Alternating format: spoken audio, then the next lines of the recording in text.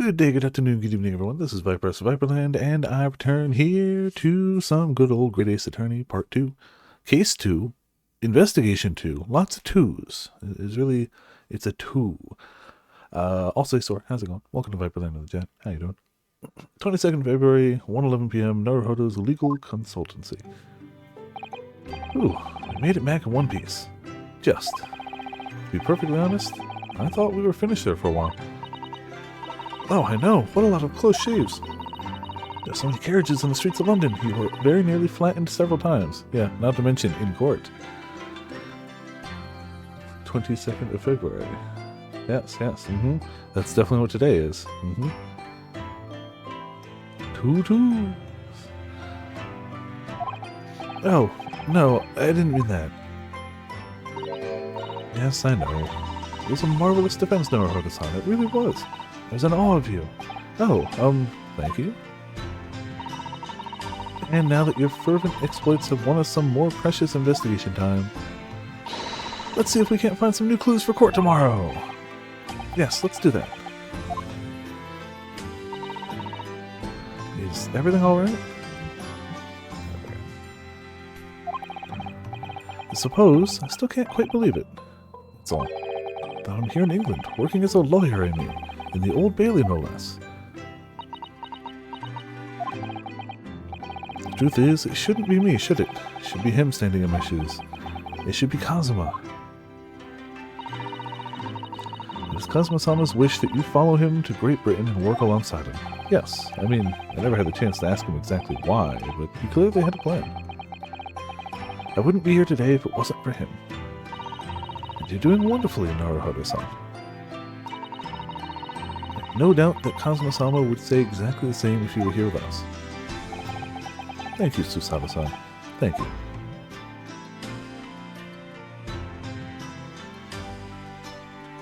Alright. Today's trial. It was quite a shock earlier today, wasn't it? When the victim himself turned up in court and took the stand. I know. Not only that, but then finding out that he's actually a bare-faced gas thief as well. Yes, that was certainly a surprise to us all. For a while, it seemed as though everyone had quite forgotten about Soseki-san poisoning the tea. Careful of your phrasing, Susato-san. He didn't poison anything. And there's more to this Mr. Shamspear than we yet know. I'm sure of it. I mean, it's all in the name, you know. Mr. Shamspear certainly wasn't the noble, upstanding man everyone thought he was at first. What's become of him, actually? I was told that he'd be returning to the hospital ward where he was receiving treatment. Oh, which one is that? Let me see. Ah, yes, he's at St. Bartholomew's, or Bart's, as Londoners call it. We know that place, don't we? Yes, we visited Miss Green there yesterday. It's the same hospital to which she was taken. Oh yes, after Soseki-san stabbed her in the back. Do be careful of your phrasing, Naruhodo-san. He didn't stab anyone. Perhaps we both owe Soseki-san an apology. Yep, back to the sham. How's it going, Grim? Welcome to Viperland, chat.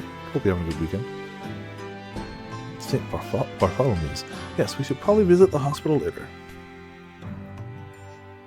So what's next? So, we know that Soseki-san took tea to the victim in the night in question. But as he isn't the culprit, then obviously... Yes, the poison surely wasn't in the tea. But if that's the case, how on earth did the poison get into Mr. Shamspear's body?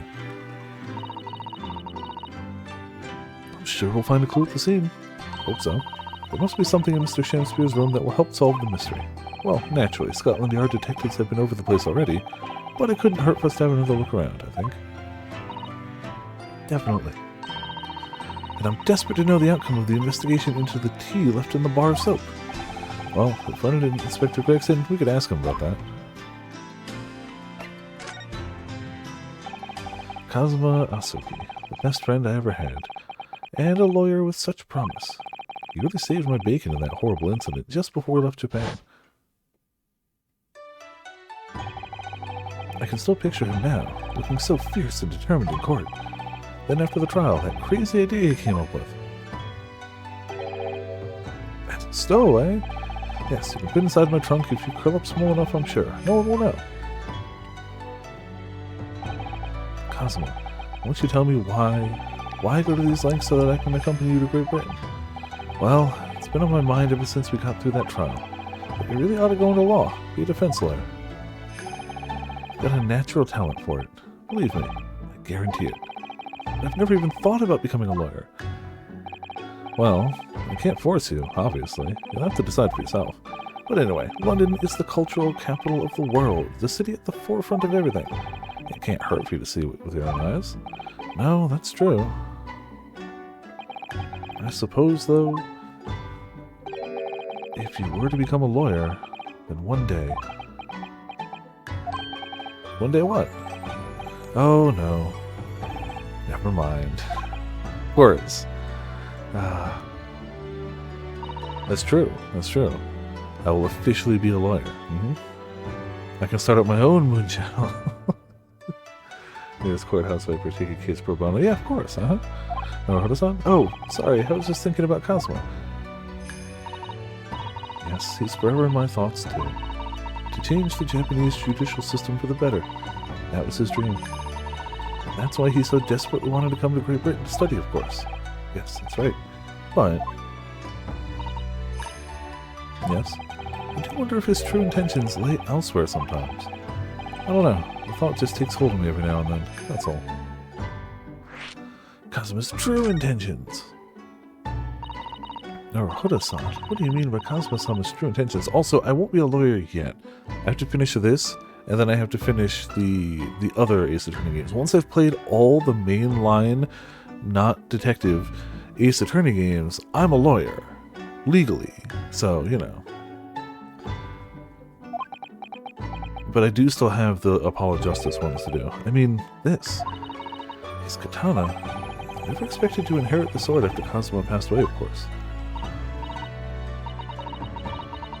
No, I know. Just because I asked you to take it. When I have it at my side in court, I feel as though it gives me courage. Yes. Actually, the night before he died, he told me a little about the sword.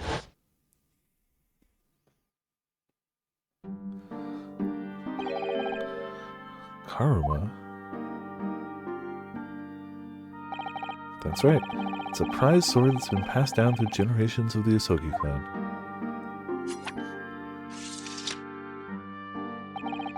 The Japanese man's sword is his soul, Ryunosuke. I can't be parted from my katana.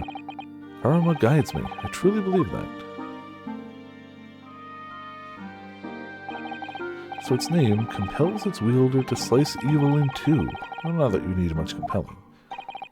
On that subject, there's something very important that I have to do in Great Britain. Something you have to do? Yes. I'd appreciate you seeing it through with me. Of course I will. Whatever it is, I'll see it through to the end with you. I knew you wouldn't let me down. What did he mean by something very important that I have to do? I'd hoped that answer to the question would become apparent when we arrived here, but as yet I've not found a single clue. I see.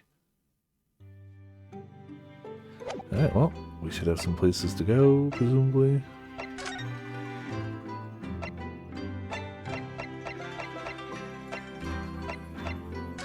I don't think there's going to be much here, but let's go check. 22nd February, Sholmes' suite. Oh, Runo and Susie, hooray, you're back! Hello, Iris. You're in fine spirits as always, I see. I am, and you look as immaculately presented as ever, Susie. Oh, you flatter me. Well, you couldn't have come at a better time. I've just made a pot of tea. I'll set some cups. Really? Thanks, Iris. But actually, what is that foul smell? Aha! Sorry. The Wanderers return at last. Where on earth have the pair of you been? They've been in court? Oh, for Mr. Mustache's case. That was today, was it? Yes, it was. I'm sure I mentioned it only yesterday, Mr. Sholmes. I'm sure you think you did. you bastard. Well, we can laugh about it now. So tell me, how did the trial go? Reasonably well so far. We've managed to escape without a guilty verdict at least. Really? I would have liked to see it. You should have shown up. And I must pass the time of day with Mr. Reaper again. It's been too long. Is Lord Van Zeeks an acquaintance, Mr. Sholmes? Naturally. There's not a person in the world who doesn't know my name, Mr. Naruhodo. Not quite what I asked, but still. Mr. Sholmes, whatever is that odor? Yes, what is it? It's faint, but absolutely awful. Ah, indeed, that is the scent of victory, my dear fellows. Victory in science.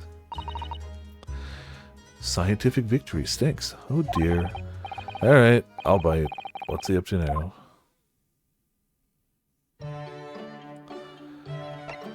What you got? I mean, he forgot to go to court for somebody he knows, so I'm pretty sure, yeah, he might just forget deodorant exists. Lord Baron von Zeeks. Yes, it's an interesting it's an interesting sobriquet he has, isn't it? The Reaper of the Bailey. Once the legendary prosecutors fought for someone's conviction, that person is doomed, even if he or she is found not guilty by the courts. Sooner or later, the hapless soul will vanish from the capital. I mean, on a long enough time span, yeah, all of us will sooner or later vanish from the capital.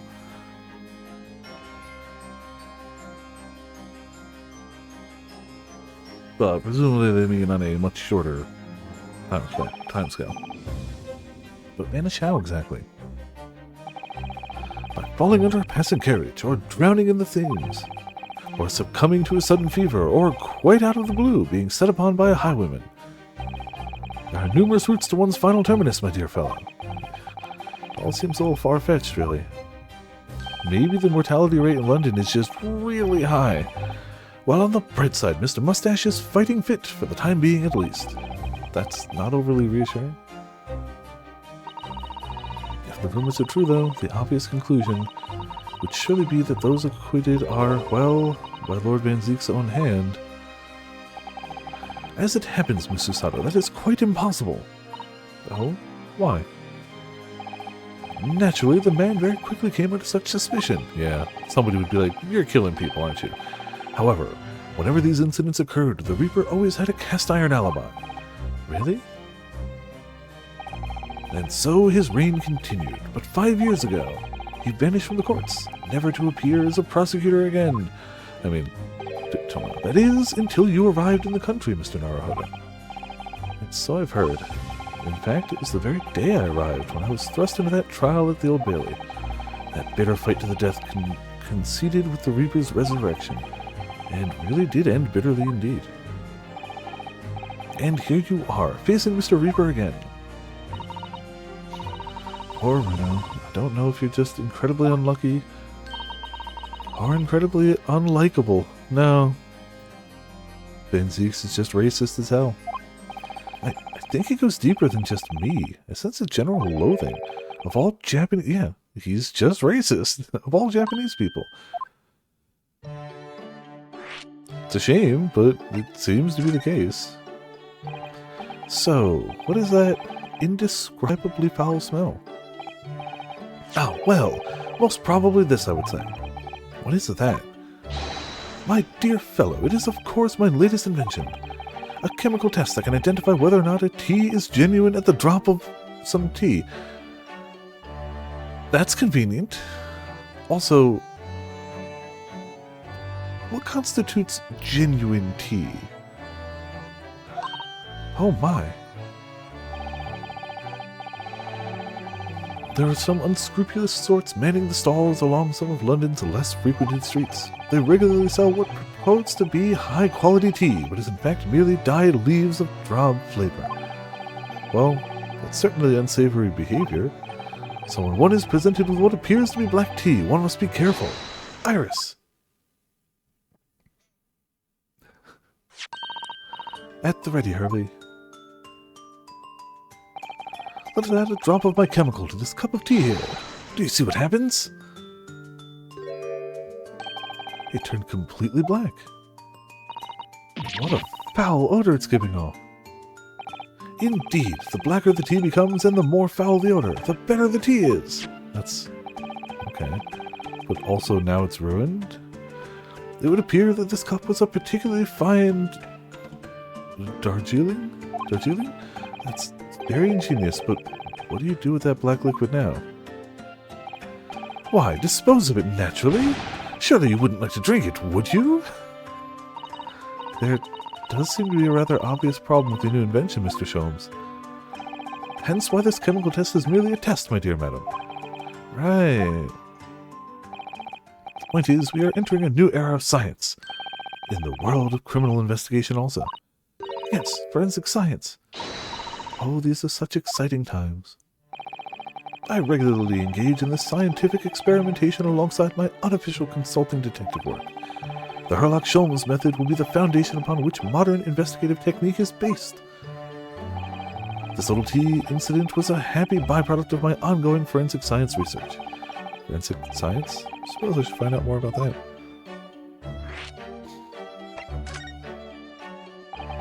With Mr. Natsume, who I'm currently defending, being Japanese as well as Miss Susato and myself, I feel it even more keenly in court today. For some reason, Lord Benzik seems to have an inherent disdain of the Japanese. Indeed. It is an interesting observation. Do you know something about it? Do you, Mr. Sholmes? Do you? It was about 10 years ago that Baron von Zieks chose to enter the legal profession. However, before that time, the young man's closest companion hailed from the Empire of Japan. No! What the? Tell us more, Mr. Sholmes. What happened?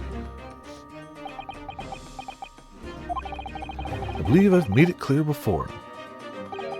I'm unable to tell you anything about the affair. Oh, but... So you brought it up and then go, nah, can't.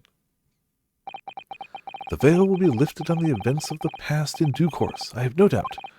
For now, however, it is Mr. Mustache who is most deserving of your attention, I believe. Yeah, that's fair. It's one of the few, good points he makes. So, your t-test. Is that an example of forensic science? Indeed it is. An essential tool that in cases that hinge on the knowledge of whether some tea is of high or inferior quality. How many cases are those? Not a huge number of cases, then.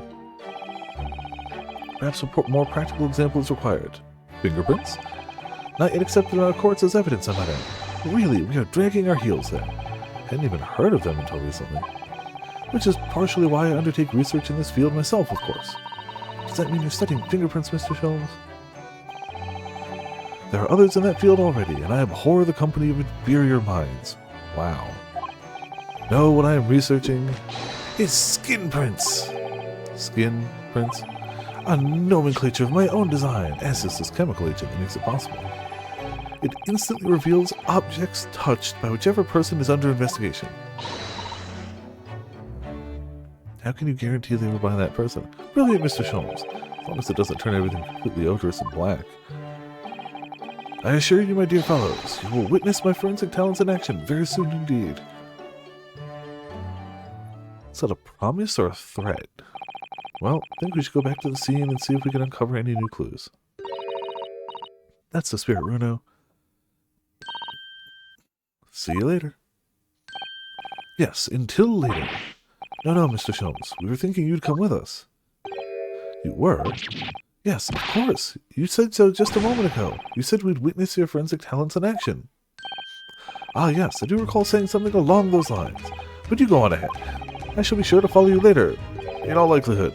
Probably. Maybe. Well, I might. Your commitment astounds me. But thank you, Mr. Sholmes. We'll eagerly await your arrival. I wouldn't. Bye-bye, Runo. Bye-bye, Susie. Well, he's definitely not showing up, so that's cool.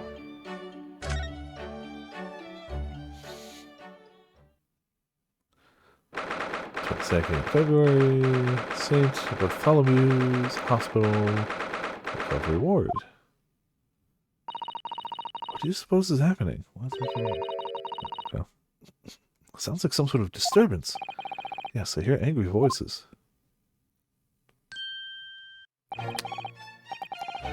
Be not angry, O ample lady. Verily, thou art mistaken. Mistaken, my foot. You were looking at my painting. The eye of man hath not heard, the ear of man hath not seen. 'Twas foul indeed, the poison that mustached villain giveth me. Forgive me, lady. I wish that you died from that poison. Wow. God of mercy, ample lady, but thou seest, I have vigor still. Behold my sham spear dance.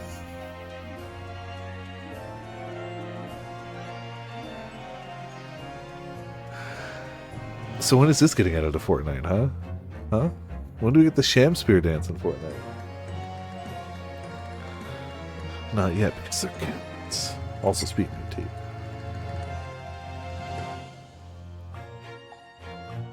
I probably should have heated it out, but it's fine. It's just iced tea now. It's okay.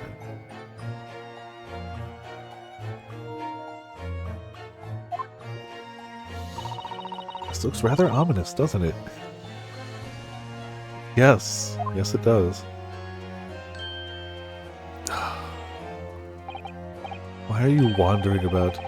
Ah, lo, 'tis the lawyer from the land whence riseth the sun. How now? What are you doing here, Mr. Shamspeare? Mary, I do believe I am returned into another ward. He was looking, that's what he was doing, looking at my terrible work. Eastern fellow, so darky clad. Faith, thy work in court this morning was wonderful. I do applaud thee. Oh, well, thank you?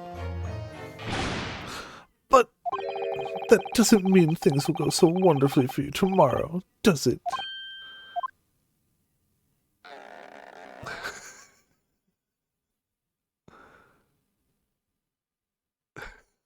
Okay. Anon, exeunt. Sure is a character. So Shamspeare might technically be the victim in this case, but there's definitely a lot more to it than that. It's very hard to pin the man down. I'm so sorry. I'm such an awful person. Ah, Miss Green, is everything alright? Oh yes, I mean, don't worry about me. They're about to discharge me, so I must get ready to leave now. Oh, I see. We're delighted that you'll soon be well enough to go home, Miss Green. Oh dear, you're too kind. I don't deserve it. Well, I can't converse. We can at least see.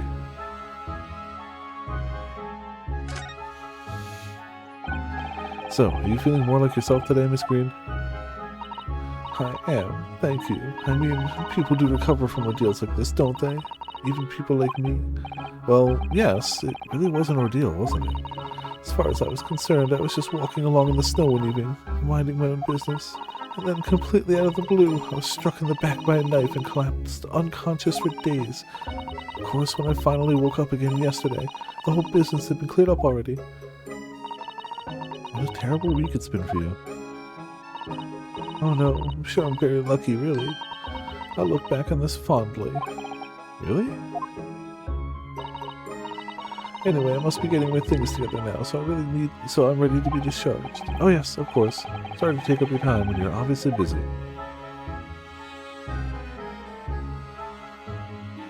Well, looks like we got most stuff here.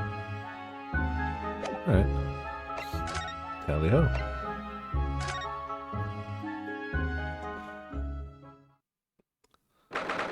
Second February, Mr. Natsume's lodgings, ground floor.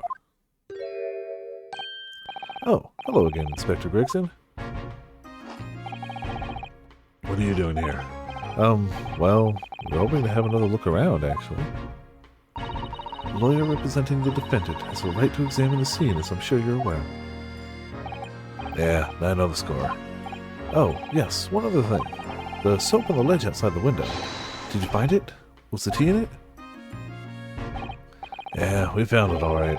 There was a small amount of tea in it, as you said. Knew it. It's with the identification section at the yard now. They're looking into it. The results should be available later today. That's wonderful news. Thank you.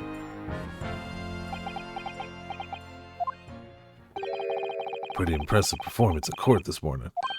Sorry? Nothing. Forget it. Just make sure you don't disturb anything in here. I mean...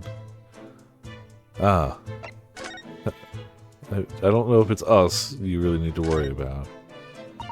So it turns out that Mr. Shamsphere wasn't eating the soap at all. That's right. The mystery of why he had it on a plate whilst holding a fork in his hand is solved. Yes, to prize his latest ice coin out of his mold. And in the process, he accidentally broke the bar of soap in two.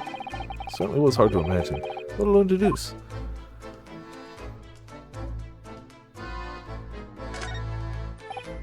Ah, the ill-fated teacups from which the two men drank on the ill-fated night.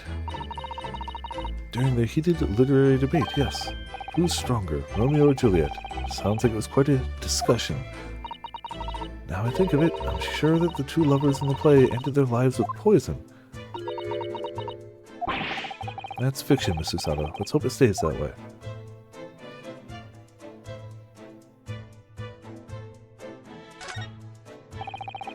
The sun never shines in this room, thanks to that depressing bricked-up window. Yet, with enough determination, you can always remove the bricks to set some soap outside, can't you? Sounds like a very wise life lesson, Miss Susato. Only if you plan to follow a life of crime, Mr. Naruhodo. Or soap. Cold soap, specifically. If you ran out of change, you wouldn't even have any light, let alone heat. For the needy, London's winters can be very harsh. It's true, but if you think about it, even the wealthy would find themselves freezing if they ran out of small change. London's winters can be very harsh for the forgetful, too. Frankly, I'm starting to wonder if Susato-san and I are going to make it to spring. It's true, we don't even have a meter at Baker Street, let alone a gas stove. But you have the ability to read our minds, so like that's gotta be worth a parlor trick or something. How dark the stain on the floor is underneath the meter there. Yes, from all the water dripping out after the ice coins melted, as you established in court this morning. It's a very large and obvious stain, isn't it? Mr. Shamsphere must have used an awful lot of ice coins, I suppose. It was an ingenious idea, I'll give him that.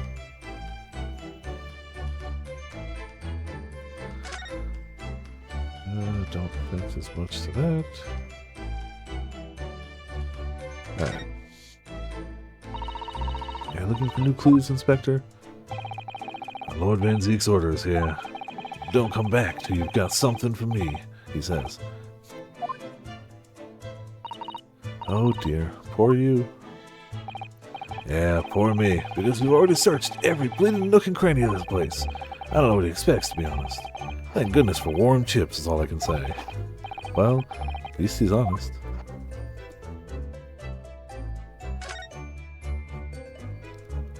Alright, yeah, it already counted as all those. Mr. Sholmes, what are you up to over there? What a question indeed. Was it not your good self who asked me to attend the scene? Oi! What are you doing here, Sholmes? What are you up to over there? What are you doing here? Dear me, once a great detective, one is always under scrutiny, it seems. Is now the time, Mr. Sholmes? Are you about to show us your forensic talents in action as you promised? With the greatest of pleasure, my dear madam.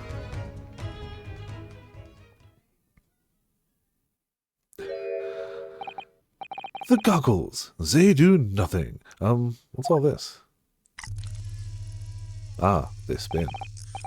All this is precisely what you requested, Mr. Naruhodo. Herlock Sholmes' sensational skin print seeker gun. Moments ago, I took a sample from the teacup that was used by the victim. A sample from Mr. Shamsphere's cup. Each individual leaves microscopic secretions on everything he or she touches. A sample of those secretions is all I need to produce this, a refined indicator solution. By liberally spraying the room with this chemical, everything the victim touched is instantly revealed with the aid of these goggles. It's his room that he lives in. So I'm gonna guess he touched everything. Here, try them on. There, now spray the chemical indicator about and all will be revealed. Spray? How do I do that exactly? Little press of X on the area you're interested in. It's all that's required. Like this! Ah, what is that stuff? It's like fog. A suspension of the chemical indicator in a pressurized gas. It's the most efficient way to cover a large area. There's another invention I discovered incidentally whilst I was developing this idea. As you do. Go ahead, try it, my dear fellow. We may learn something interesting about the victim's movements on the night in question. Well, nothing to lose, I suppose. Let's explore.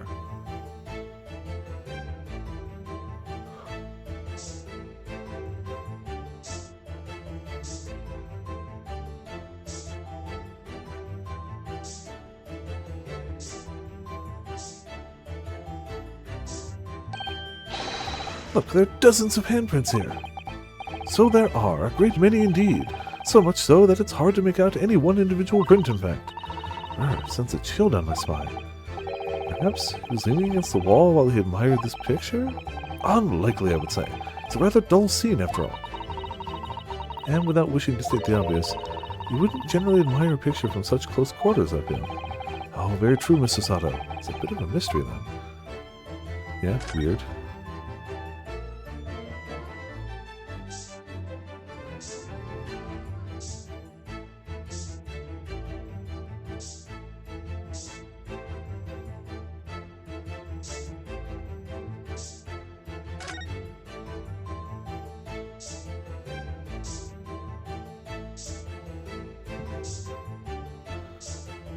Like, maybe that's it? No, it would probably tell us.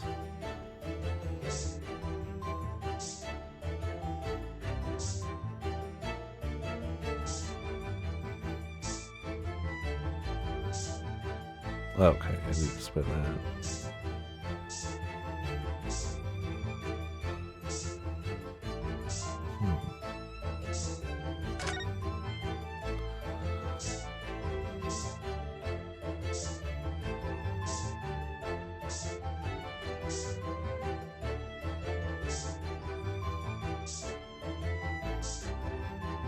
Not really sure where fingerprints could still be.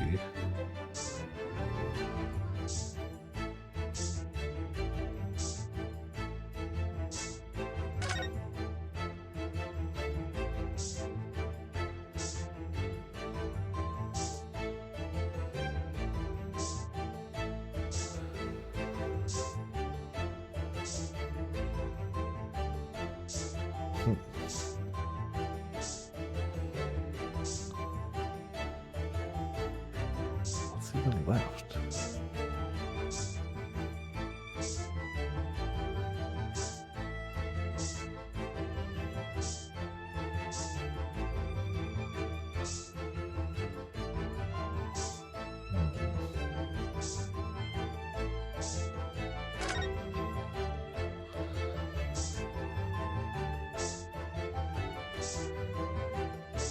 What's left for him to have touched that we didn't spray?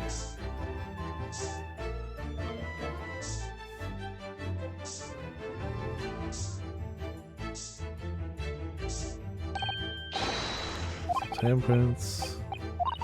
Okay. Sprinkle those again, just get some say the same thing.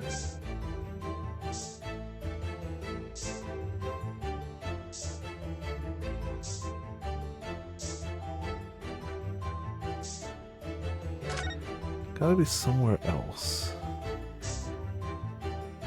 where he'll have something to say. Because I can't go back. So whatever I'm missing, I have to find.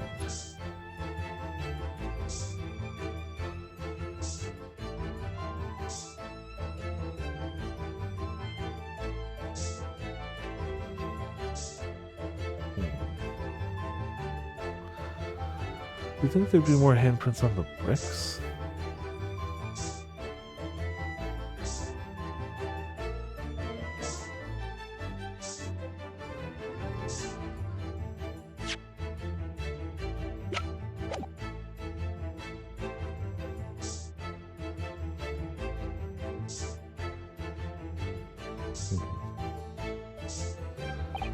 Ah, there we go. Oh, look at all this here. Ah, yes, the interesting, a multitude of the victim's handprints. Why are there so many of them on the floor in this one spot?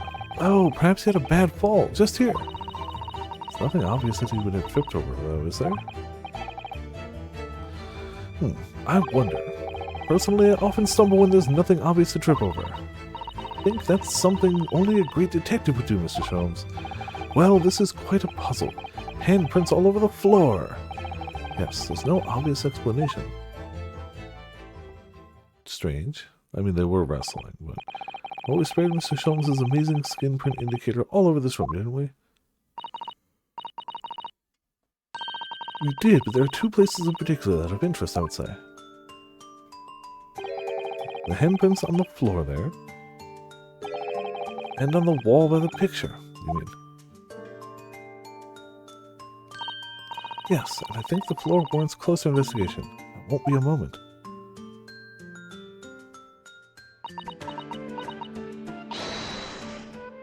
Ah, what is it, Miss Usada? Look here, Mr. Naruto. One of the floorboards has popped out. One of the... You mean... It's a secret hiding place! Excellent work, Mr. Sato. So, what do we have in here? Oi, what are you lot doing? Inspector Gregson, stand aside right this minute. It's my job to investigate there. I mean, you didn't find it, we did. No need, Inspector. You continue to dig into your portion of chips whilst we dig around under the floor here. The fancy dog's putting me out for my food anyway, Sholmes. A new bit of evidence. It's exactly what I need.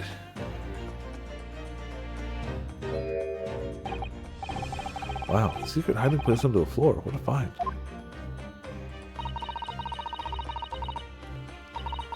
It's not a hiding place you could make use of in Japan. I don't think I could lift a straw to Tommy Man. No, I know, but I never expected one of those wooden floorboards to move either. It's got me wondering about the walls over there too. Aren't you curious? Oh. I'll investigate at once.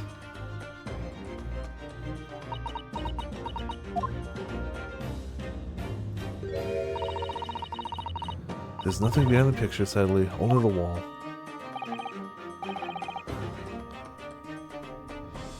How disappointing. But then, how do you explain the handprints? I really can't think why anyone would have been touching the wall over and over in one place like that. Click. There you are, a print for you. A photograph of the handprints on the wall has been entered into the court record. Oh, thank you very much. His invention can make prints too. Now then, I wonder if Inspector Gregson has found anything under the floor there. Desperate to know. So am I. So, Gregson, you find anything?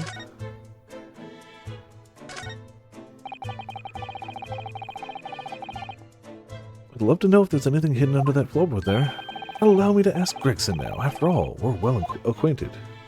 But he doesn't like you. Inspector Gregson, really, it's been too long. What is it, Sholmes? I thought perhaps you might show me what you found there, seeing as we're such good friends. Wow, friends.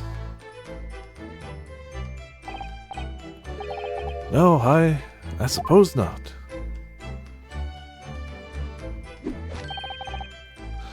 A dismal failure. Yes, I heard. I'd kill to know what was under that floorboard.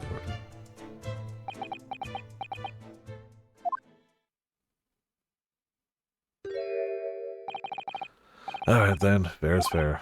What? You did discover the hiding place after all. Suppose I should at least fill you in. Really, Inspector? Thank you. Do it quickly, my dear fellow.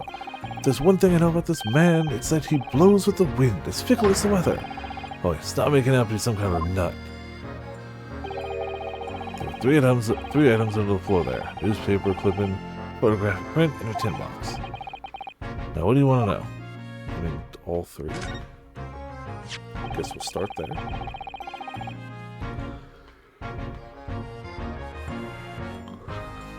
Looks like it was cut out of the paper about 3 months ago. 3 months? About a convict who got sick and died while he was serving time up in Manchester. How terrible. Yeah, the headline's down here in London as well. Bloke had been sentenced to death, you see, but nature got him first. Oh my goodness, he'd committed capital offenses. A man by the name of Sheldon. Nasty piece of work into the burglaries and murders. They say the hoard he'd knocked off was worth about £1,000. A hoard of treasure, you mean? Jewelry and the like. But he'd hidden it somewhere and no one knows where. And now he's dead.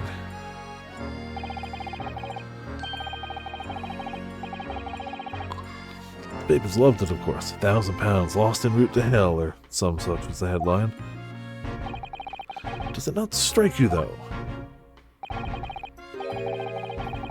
Why such an article would be so carefully ensconced under the floor?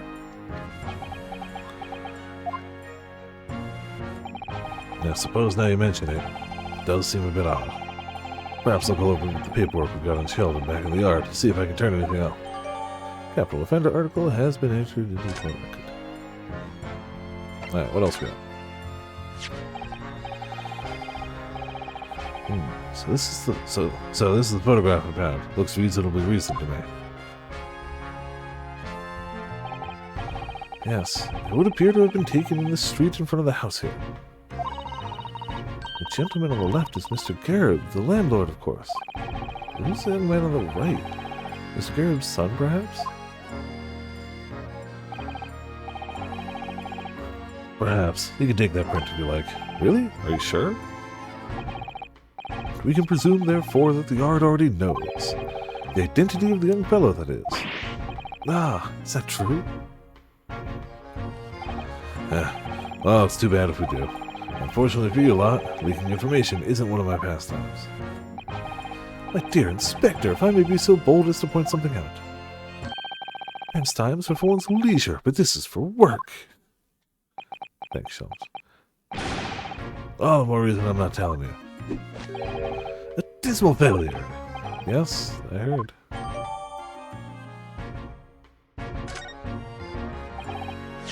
I wonder why a photograph like this was hidden under the floor. I mean, Mr. Shamspeare himself isn't in it. Photographic prints are still rare treasures in the East End. I imagine Mr. Garib was rather delighted to have been immortalized. He probably made a proud present of it. Sure. Now, this tin box looks interesting, doesn't it?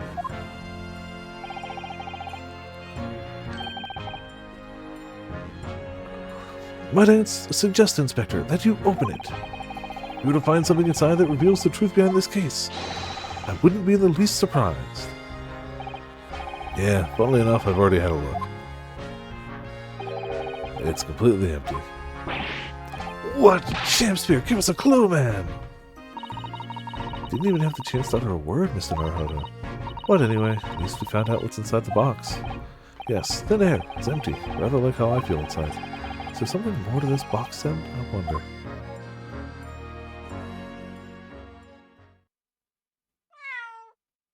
Kitty? Kitty!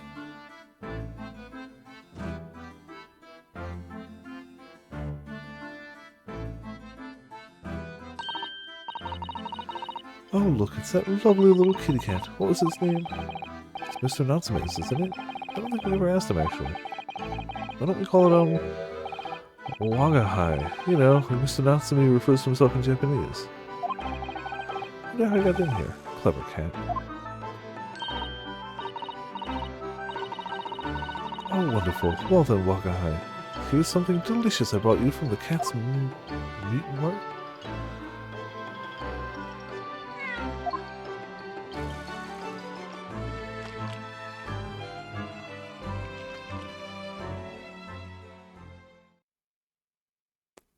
There you go. Sleepy kitty. He couldn't be happier now. Look. Just hope he can bring some happiness to his owner, too.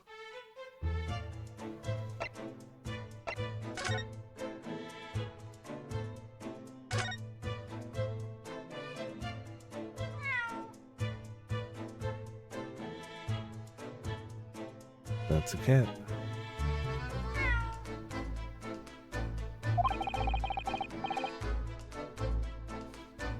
I thought he... That was a cheeky little meow, Wagahai. cheeky indeed. Oh, but he's so adorable. I could sit and watch him forever. I think he may not appreciate that after a while. And we have an investigation to get back to. We do. Alright, kitty examined. I think we've examined everything.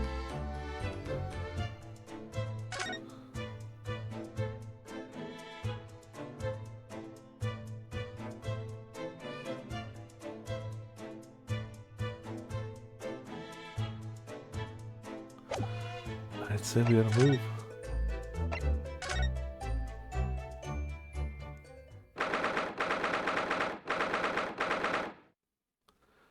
February, Briar Road.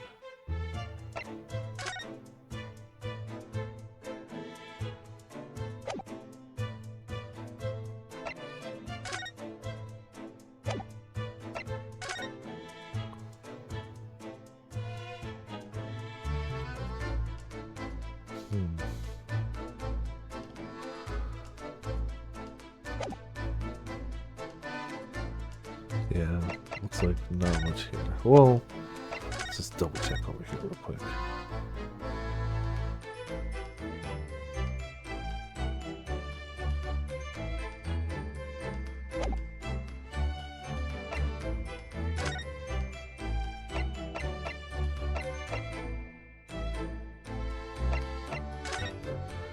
Let's go upstairs. For the 2nd February, Mr. and Mrs. Garib's room. Mr. Garib appears to be out. Oh well. Suppose we'll just have to come back again later. To the prison. For the 2nd February, local prison cell number 9. Oh, Mr. Natsume is back. So he is. Mr. Natsume, hello!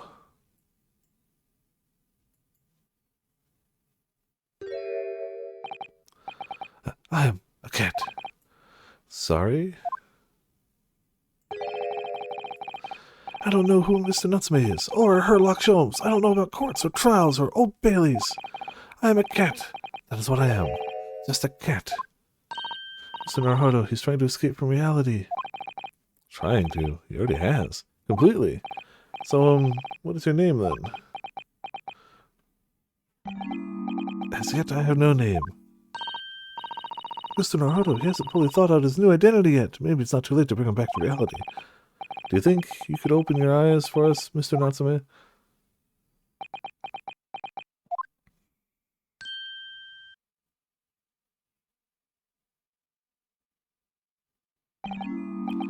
I am not a cat.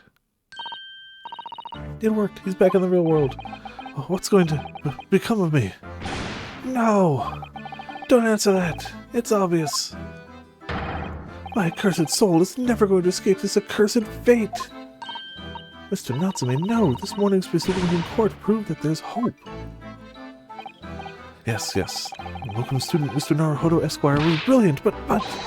The Reaper is omnipresent, in court, in my lodgings. Here, there, everywhere. What's he looking straight at me for? I think perhaps there are some things we should discuss? Oh, yes, yes, we must.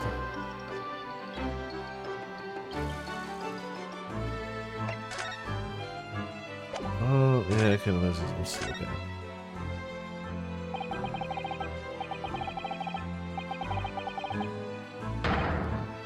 In my whole life, I've ever been so moved as I was today. No! Of course, if I cast my mind back, there were perhaps 1 or 2 other occasions that moved me more. But I just blocked those out, and today, being in that courtroom was it was the most moving experience of my life. Welcome, student Mr. Naruhodo Esquire. Too kind. Scotland Yard found the remaining tea just as we deduced, and are analyzing it as we speak.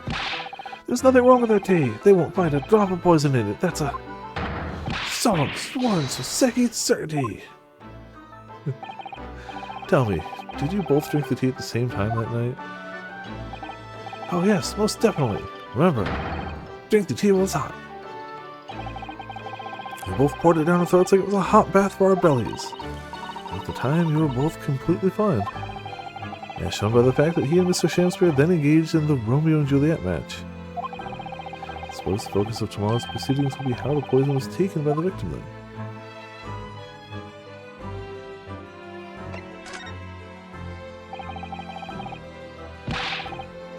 That rotten Shamspeare, what have I ever done to him? You don't recall him taking issue with you over anything you've done recently? Having hold out of my room, immersed in books. I don't recall anything at all! Then you should have been reading the books more carefully. Right.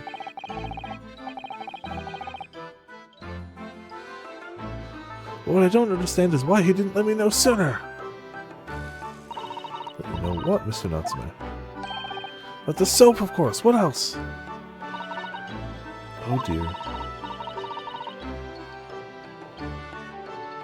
Are you struggling with such meager stipend?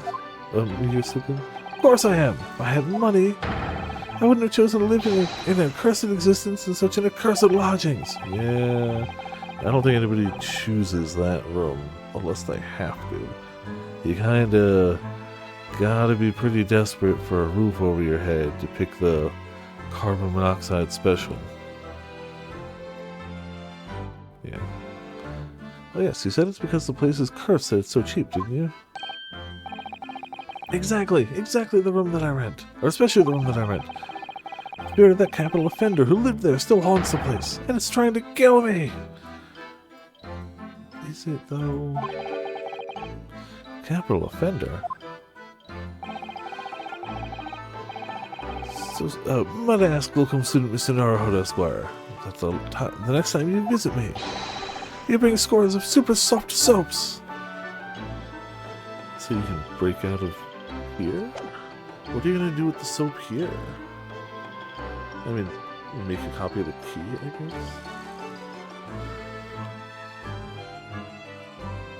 But even that would need one soap, not, you know, lots. Alright, so I'm pretty sure we did that. We can't examine. Do we have, there's some soap. Mr. Natsume, what do you know about this? There it is! That leathery lowlife that took my neighbor's life and sent me sliding into the depths of despair. Slippery, stinkily, psychotic saboteur! So, you've gone off soap, haven't you? Please don't. Please use soap. Absolutely, and I've made up my mind. Next time someone gives me soap as a present, it's friendship finished firmly forever. Please bathe with soap? I don't know that we can blame soap for everything that's happened, Mr. Natsume.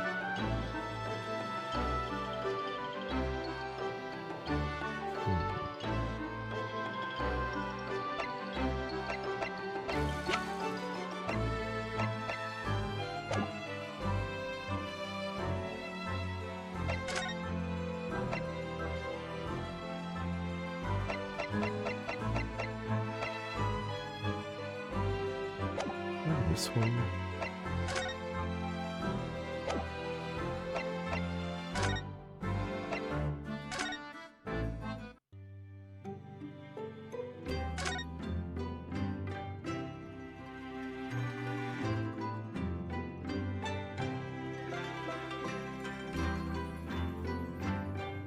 I feel like we may as well just examine the rooms.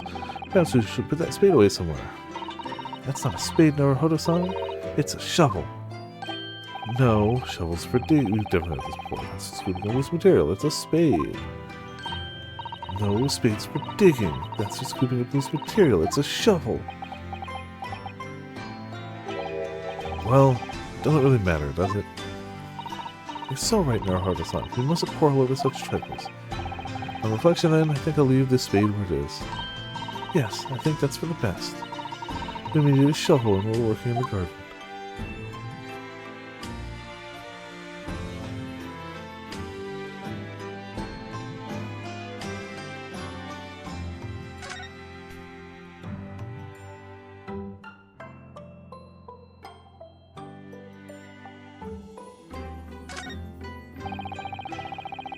These tanks for keeping sea creatures. That called aquariums, and they were all the rage in London at one time, apparently. Yes, the English are so clever coming up with the idea of having ocean life on display in the home. And it means you always have an emergency midnight feast on hand, too. I'm not sure that's really the idea.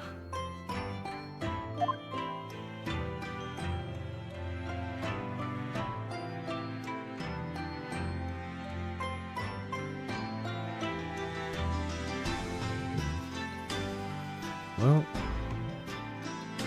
it's just the door. Heard that there's another room beyond that door. Yes, it's my bedroom, Naruhodo-san, as you all know. Shall I help you unpack your things? It's very kind, but no thank you. Your luggage looks very heavy. Are you sure I can't help you move it? It's very kind, but really no thank you. The young maiden's private chambers is a place of bittersweet secrets, you know. The only secret I have is the 5-yen banknote hidden on the backside of my Daruma doll. Alright, so that's gotta be it for here. I didn't think we were gonna find anything crazy, so...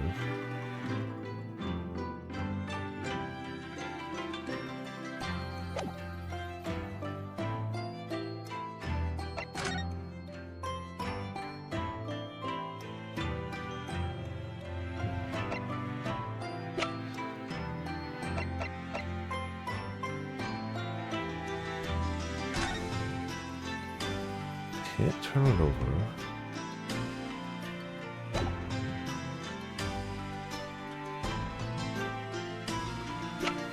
More pressing.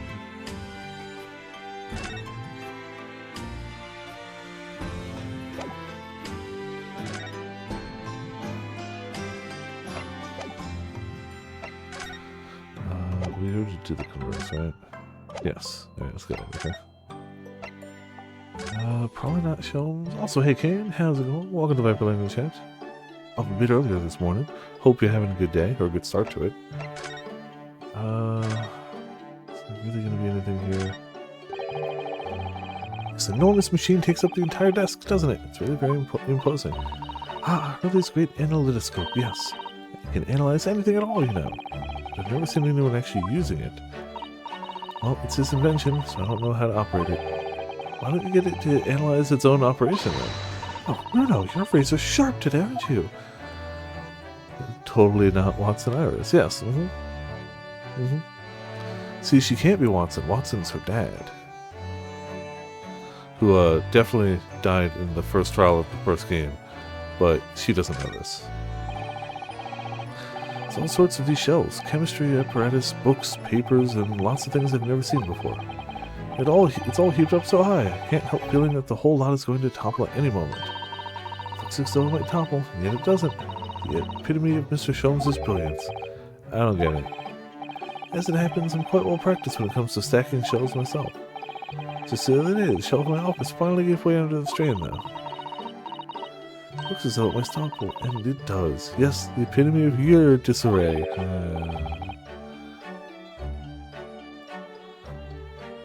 Yeah, what am I up to? Let's say 58 hours, mind you, plus or minus a few, because like I tend to leave it on a little bit at the start and end of a stream. But yeah, good ways in. Really don't get it. You're on the second trial of the second game.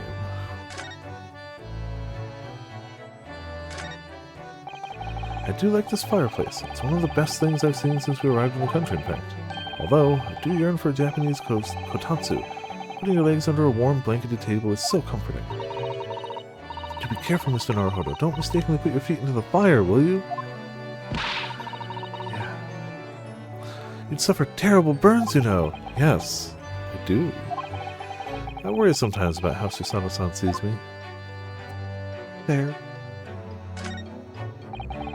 Look at all these mementos of Mr. Sholmes' past cases.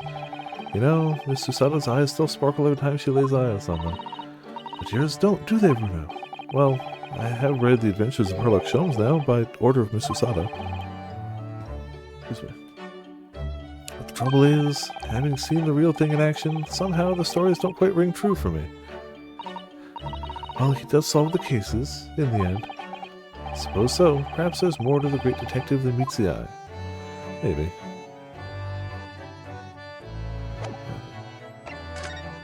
We're missing something somewhere.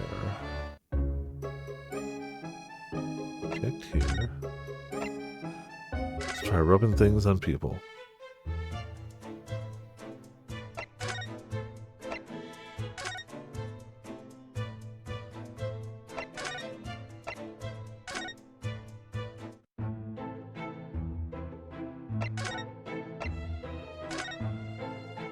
Yeah, let's rub things on them.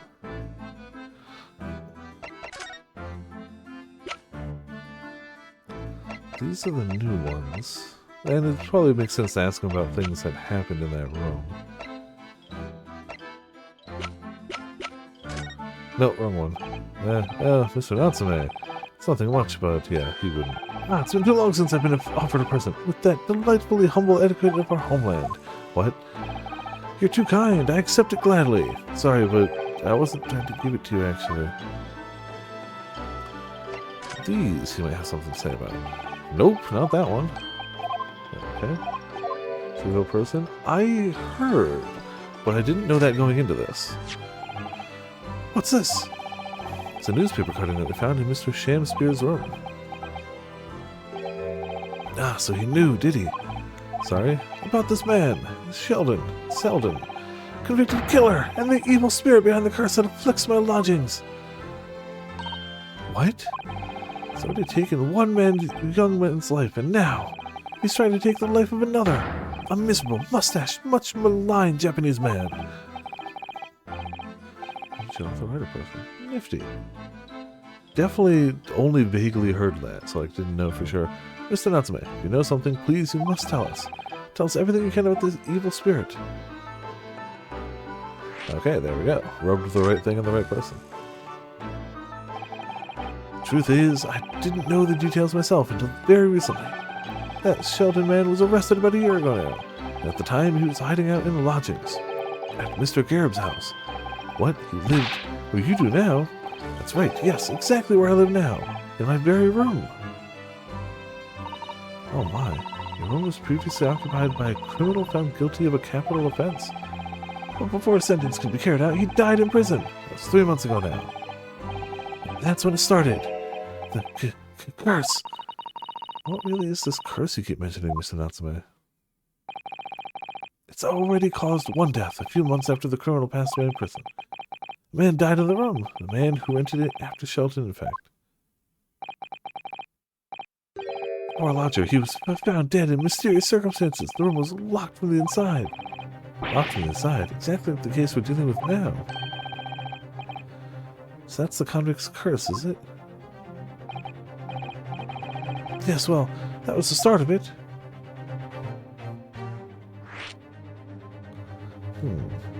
Convict's curse. Do you have any idea how the lodger before you passed away, Mr. Natsume? The official cause of death was asphyxia. Because it's a sealed room with no windows. It's lit and heated by candles. So yeah, that might happen. I don't think it's a curse. I think it's a sealed room where you're burning away all the oxygen. You know, maybe. But okay. When they discovered the body, the room was full of gas. Gas? I only found that out after I signed the lease. Mr. Garib came to tell me later. I couldn't stop myself trembling. In fact, if I'd known beforehand, I'd probably have been too scared to take the room. Landlord's lease, luckily legal. Lucky for Mr. Garib, maybe, but not so lucky for poor Mr. Natsume. And I believe this curse is affecting you? It is. At first, I just felt as though I was being watched. All the time. And then you talked about having nightmares, didn't you? The dead are trying to take me with them. They come for me and try to suffocate me. Just when I'm struggling to breathe, I wake up. And the room, it is cold as ice. But why is the room so cold? London winters are too cold to bear without any heating in overnight, but for some reason, even though I light the stove before I climb into bed at night, pilot light always goes out and the room fills with gas. Wow. Yeah, he'll be fine, I'm sure. Sure. He's definitely not just gonna have, like, carbon dioxide poisoning or anything. Transported to PC? Hope so, yeah. Would be pretty cool. But that's terrible. It's exactly the same situation as what led to the previous occupant's death. Then there's what happened to Mr. Shamspeare last night when he was mysteriously poisoned. It's clearly more to that incident that could be explained by a curse, though. Whatever can the cause of all these strange happenings in Mr. Gerb's room?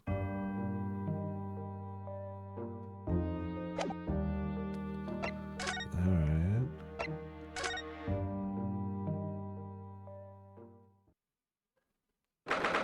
Alright, we're going to back. 22nd February, Mr. and Mrs. Gerb's room. There he is. Ah, you're here now, Mr. Gerb. Right, bally business it is for me, you know. Getting out and about. Were you at the Old Bailey by any chance? Naturally, fate of my lodgings hangs in the balance and all that. Not a trial to miss. Fate of what's already been dubbed your haunted lodgings, yeah. Of course, the place has caused quite a stir around the capital on more than one occasion already. As the old haunted lodgings of some sort. Ah, well, at least he knows. It makes you wonder what the blaze is going on, don't you know? Yes, I'm sure it does. In fact, thinking back to Mr. Natsume's other trial just 2 days ago, you were at the Old Bailey then as well, weren't you? Testifying with your wife about what happened.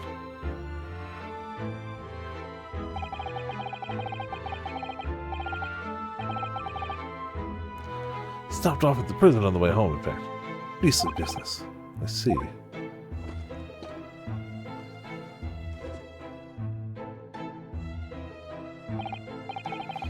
So what brings you to my haunted abode today, eh? Few questions.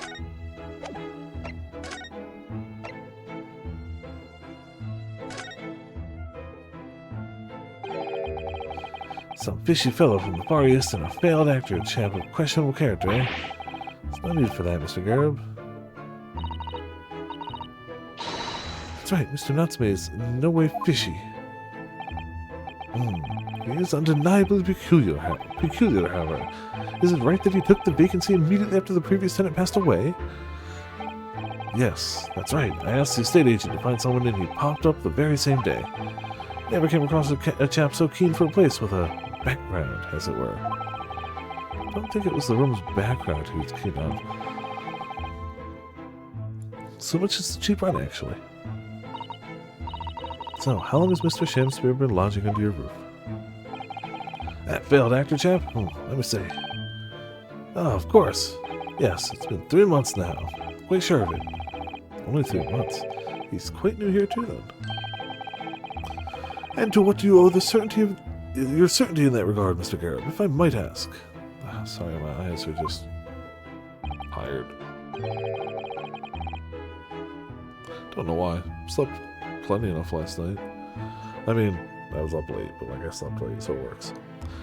Well, it was that Sheldon scoundrel as it happens.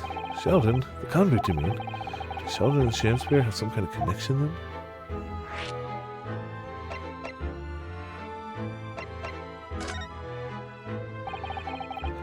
That convict chap, Sheldon, passed away in the clink 3 months ago now, you see. Some malady or other. Yeah, no air. Yes, we've seen the report from the newspaper at the time. Well, it was only 3 days later that the tragedian showed his face. The actor fellow. Really?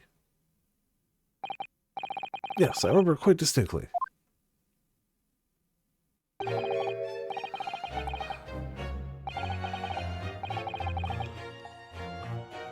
Excuse me. 'Tis small, this world we inhabit. Prithee, landlord, hear my request. I, the humble Shamspeare, do desire to take thy room on the middle floor, offered erewhile for rent. Why is my phone going on? Don't care about spending nights.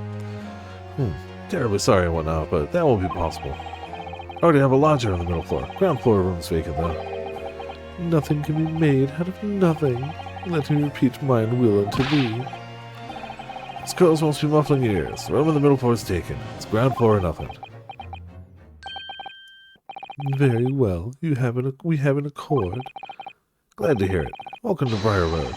Lo, a sham spirit dance to celebrate. Oh.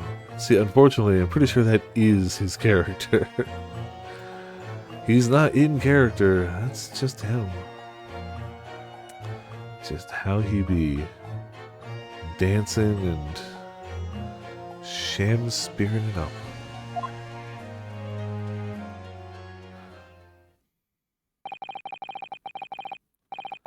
What I heard in court today sounds like the chap was thieving gas.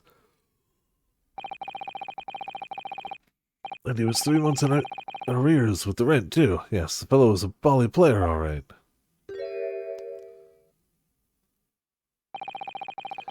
Thank you for your candor, Mr. Garib. We are most grateful. By way of appreciation, let me say 1 or 2 words. Give me my robe, put on my crown. I have immortal longings in me. What? What's happened to you? Shakespeare, my dear fellow, one of his most famous lines. I wish to divulge my own learning of the subject, for I have a turn for literature too, you know. Perhaps you could turn your attention to more apt lines, then?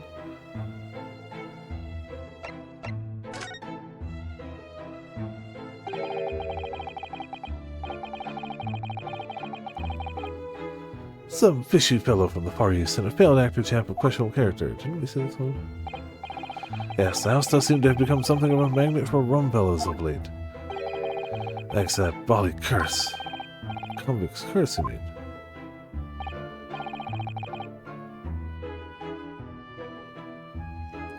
Ah, heard the stories, have you? Right, the scoundrel was arrested here. Then the next chap in the room goes and keels over him. And there was that woman who dropped dead just outside the street, not to mention the actor yesterday. Am I next, eh? Well, can't help but get the collywobbles, can you?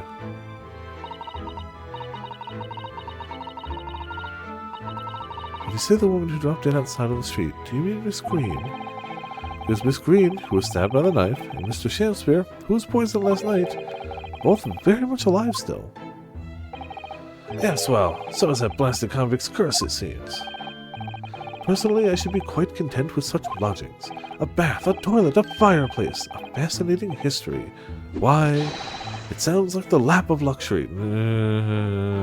Sounds the lap of carbon dioxide poisoning.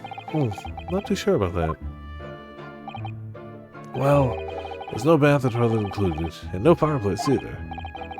But you do look out for your tenants, right, don't you? By watching the rise and fall of the flames in your gas lamps up there. Yes, never hurts to keep an eye on things. In case there are any mishaps or such like. I think you've had your mishap already, sir. Yeah. It's not helpful, Mr. Sholmes. Heaven forgive me. The words just came to my lips. No, I didn't have my dip back.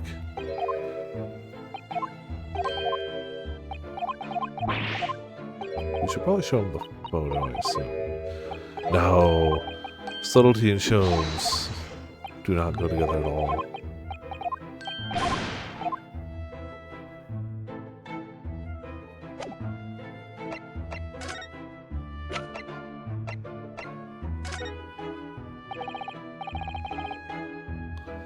Mr. Garib, could I show you this? In quite a couple of days, as you can imagine. I haven't really got the energy in the old eyeballs, to be honest with you. Some other time, then? Oh, man, the picture makes so much sense. Oh, that was the wrong one. That's the picture. Okay, it makes sense why I wouldn't have seen this article. Mr. Garib, could I ask you to look at this photograph? Every time I do, it makes me laugh. Is that your son who's with you there?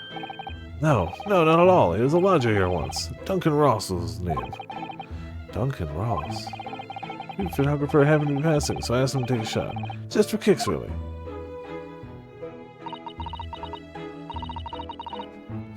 Was he by any chance the lodger before Mr. Natsume?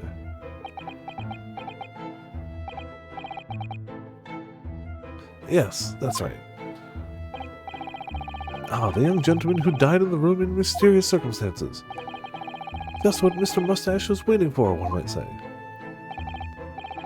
Yes, Young Duncan lived in the room at the top of the first flight of stairs, before that Japanese shop. Would you mind telling us a little more about him? Then I guess all he's going to tell us is the bath, but I mean that's important to us. Yes, Duncan Ross. Young chap was attending art school. Had to work to pay for it, mind. Moved into the middle floor room about a year ago, after that criminal Sheldon was arrested.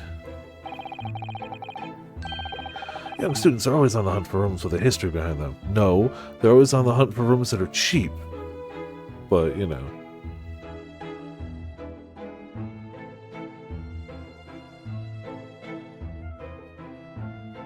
Pretty sure it's the cheapness, not the history, that draws them. But hey, what do I know? I'm not a student in 1800s of London.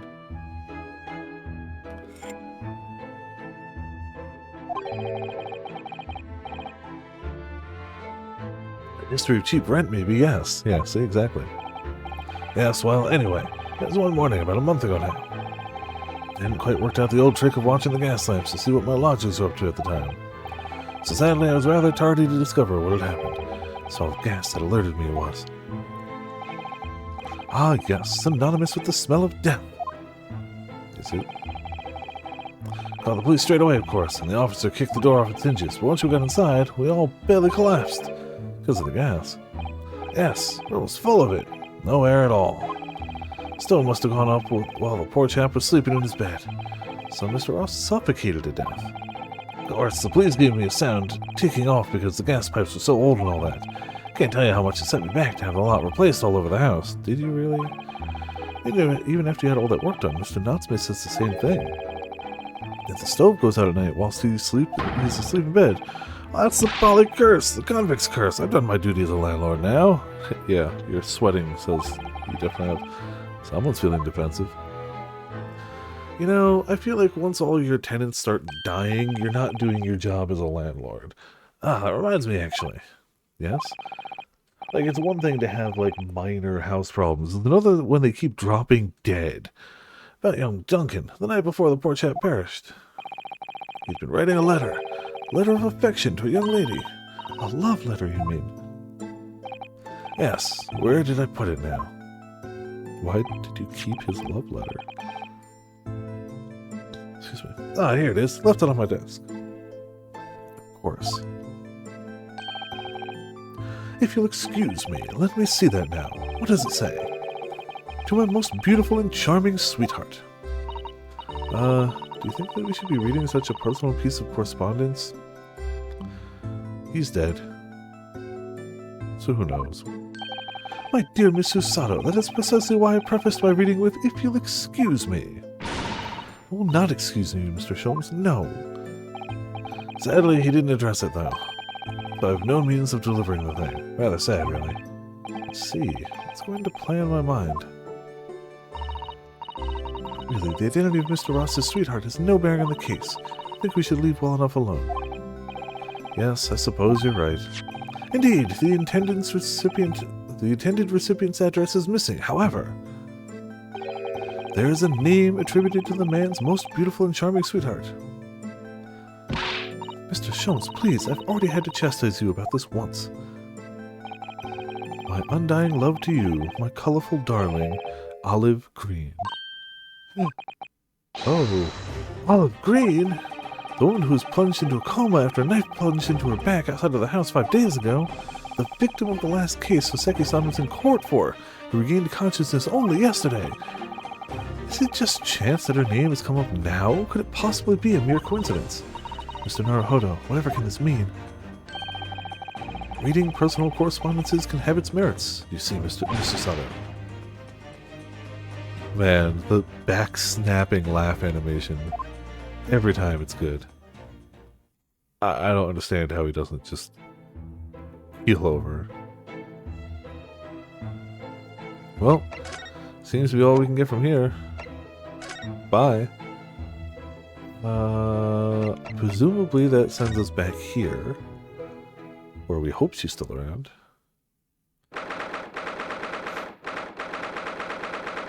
22nd February, St. Bartholomew's Hospital Recovery Ward.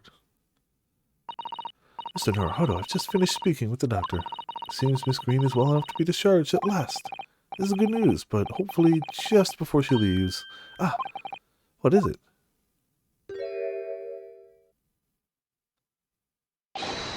Miss Green! What was that? She clearly just hid something behind her back. One moment, I'll be right with you in jiffy.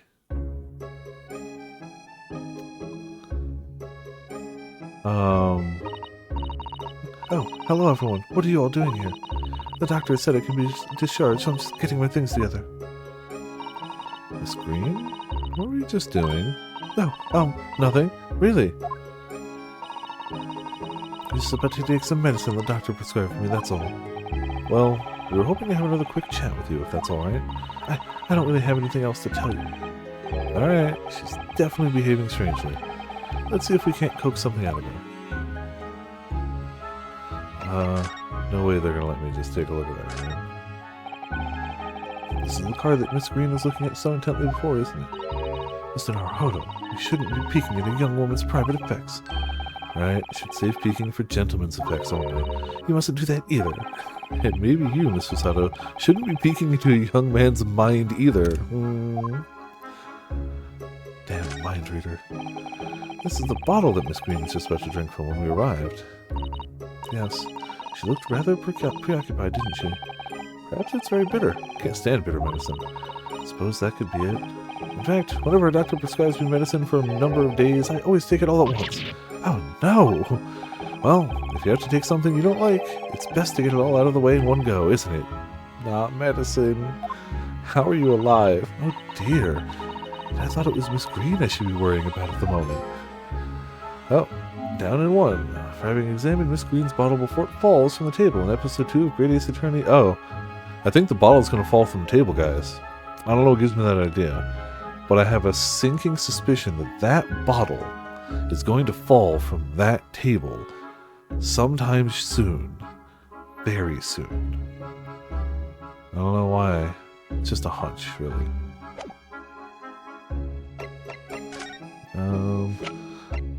Shove her ex-lover in her face? Miss Green, we were hoping to ask you about someone. Mr. Duncan Ross. You knew him, didn't you?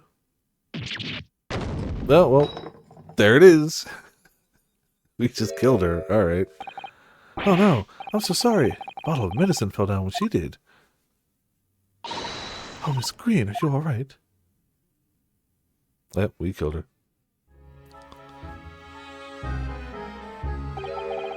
So sorry, I didn't mean to startle you like that. Just, you know, saying the name of your dead lover to you. No, it's alright. Just wasn't expecting it. But how do you know about Duncan?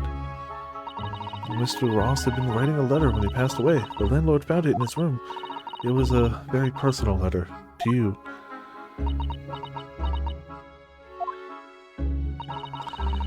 It was at the art school. That's where I met Duncan, a year ago now. He was working to fund his studies. He dreamt of becoming a professional artist one day. And the two of you became romantically involved. Yes, that's right. We were very much in love. We were engaged to be married, actually. That's why I decided to move into a cheaper room to save money for the wedding. And that's what led him to Mr. Gerbs. Yes, he told me he'd found the worst but cheapest room in the entire East End. I believe both of those statements, yes. And then, 1 month ago, that's when it happened. We're so terribly sorry, Miss Green. Well, it's all in the past now, I suppose. Poor Miss Green. She looks desperately sad. I'm starting to think that's just her look. But now I see that she has every reason to feel the universe is against her.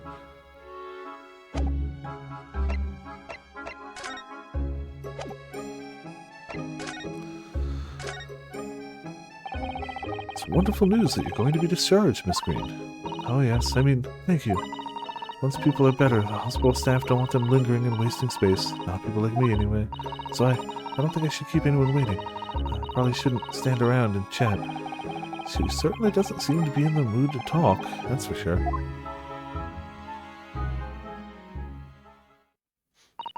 I do hope you won't think I'm being rude, but would you mind leaving me in peace now? I have to leave the hospital soon. Oh, I'm sorry. We didn't mean to hold you up. Of course, we'll be on our way. Mr. Naruhodo! It spins into frame. Surely you're not about to leave. That's quite out of the question. What? Mr. Sholmes! Uh-oh, the rat is drinking the bottle. I didn't realize you were here. But of course I was, my dear fellow. Watching intently from the shadows as always. Well, make your presence known next time. Mr. Sholmes, what's this about? Oh, the rat was drinking from the bottle. Something which occurs to me with some regularity, Mr. Sato, is this. Why do detectives insist on such an ex post facto modus operandi? Why solve a case after it's happened, instead of preventing a case before it happens? That is what sets a great detective apart. What do you mean? There is a case waiting to happen under our very noses, Mr. Naruhodo.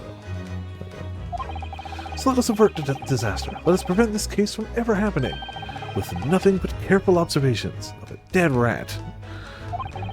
Alright. All the clues you need are set before you. You need only look, and you cannot fail to see. You can do it, Mr. Naruhodo. I know you can. Well, I mean, I'm also curious about her painting, but they won't let me look at that. I'm gonna guess it's probably the dead rat. That mouse seems to be dead. Look, I didn't notice it there before, did you? Because it wasn't there. Well, it was over there and alive before. I think perhaps it drank the medicine that spilled out of the bottle. But that's the bottle that Miss Green was about to drink from when we arrived. Yes, you don't think. Ah, I see you've come to appreciate the true nature of this scene. That of a tragedy about to take place. Yes, I think it's falling into place. Miss Green, the contents of the bottle you had before has spilt onto the floor. The poor mouse that drank it has sadly died. I think it's clear that the bottle must have contained a powerful poison.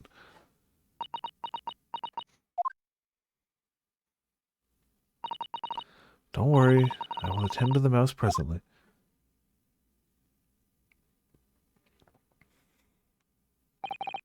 The poor mouse. Miss Green, were you intending to go the same way as that rodent? To take your own life? Ah, once we'd left, you would have put it to your lips again, wouldn't you? Taken the poison. No! What? Miss Green, please talk to us.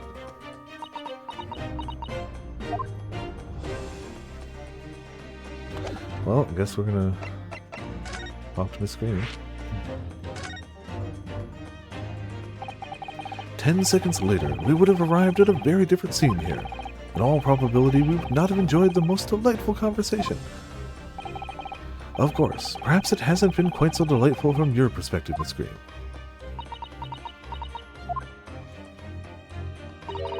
Actually, in a way.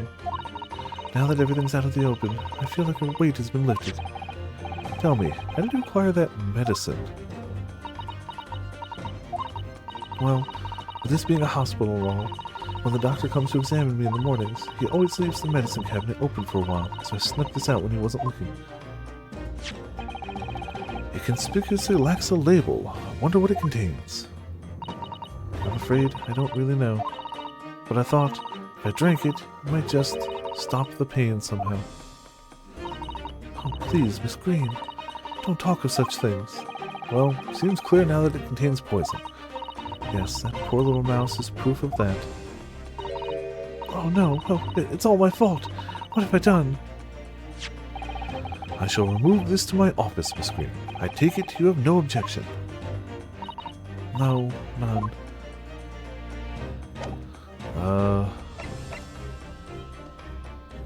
Kind of feel like presenting anything here is probably not helpful anymore.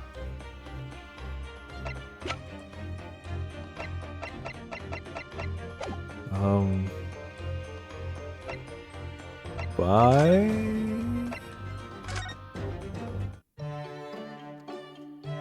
I feel bad leaving, but I don't know what else we were going to do there.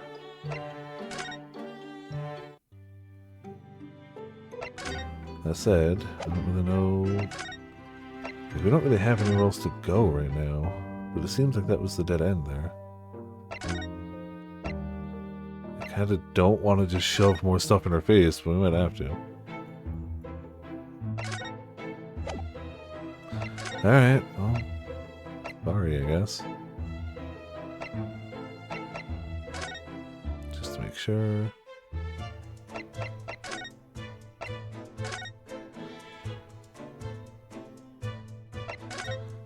Alright, back in we go. Banned in Australia? For what? Why? Ah, this looks like the patient's treatment notes. Let's see. Do not feed. What is this place? A zoo? You know, I seem to remember seeing an almost identical sign on our local park. For the pigeons, yes. This is a person. Poor woman. Hope she hasn't read this. Alright, that's super weird. Definitely feels as though this card must be relevant. I mean, when we first arrived, Miss Green was standing with it in her hand, and what can only be described as a very tense atmosphere. Yes, it may very well be related to whatever incident Mr. Sholmes believes was about to happen here. Perhaps we should ask Miss Green about it. Okay, there we go.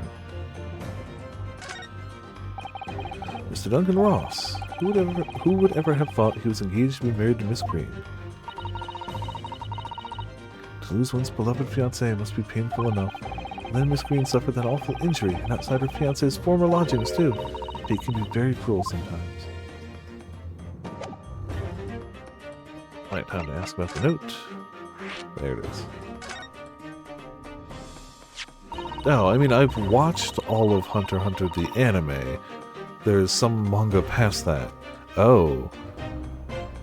Well, that certainly is an envelope. Neither the sender's name or address appear to be written on the envelope of the card. It arrived by post at my home the day before the incident that put me in the hospital here. I have information regarding the death of Duncan Ross. Come to the Slug and Salad on Briar Road at 5 p.m. on the 17th. Don't tell anybody else about this letter or the meeting. It's a matter of utmost importance. Excuse me. Wait a minute. The 17th? This month? That's the day you're stabbed on Briar Road. And 5 p.m. is precisely the time when the incident occurred. The Slug and Salad, yes, a pub on the northern corner of Briar Road. Briar Road being the street that Mr. Gerb's house is on. Does this mean that... Yes, I'm sure you've guessed. That day, when I was struck in the back by the knife, I was actually on my way to the Slug and Salad. Goodness! So that's what you were doing on Briar Road that day. Sorry I didn't say anything before.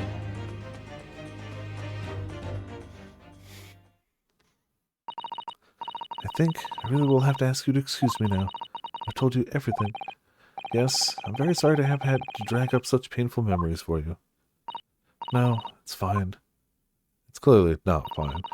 Miss Green, please, promise us you won't try to do anything like that again. Yes, don't worry.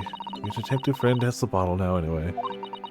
And besides, I've been stabbed in the back and had a close shave with a bottle of poison, and I'm still here.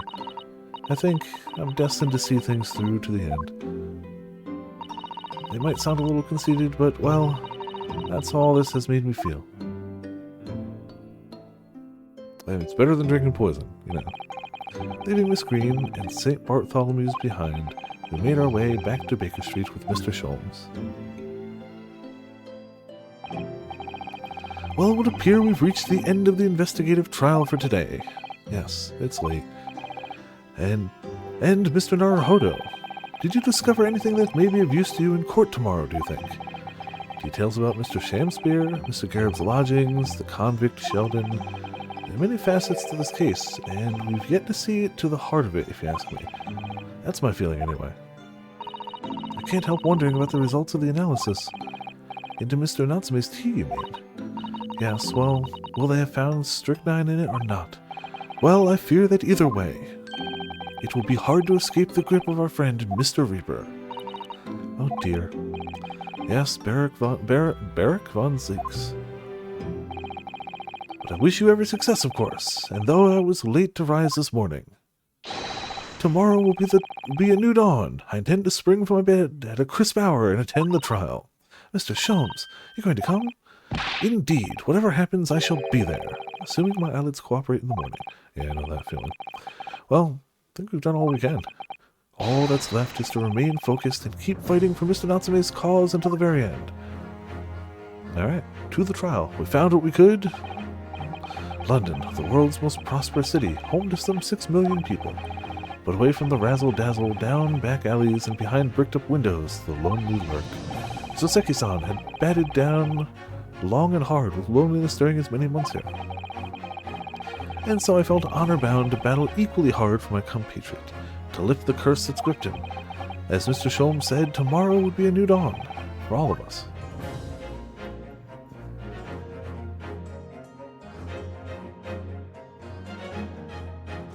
To be continued. To be continued right now. Presumably. Nah, we're just gonna end it here for the night. You know, bye. See ya. No. It's only 9:30. Trial, part 2. 23rd February, 9:23 a.m. The Old Bailey. Defendant's antechamber. Ah, hello! Personal space, sir. Personal space.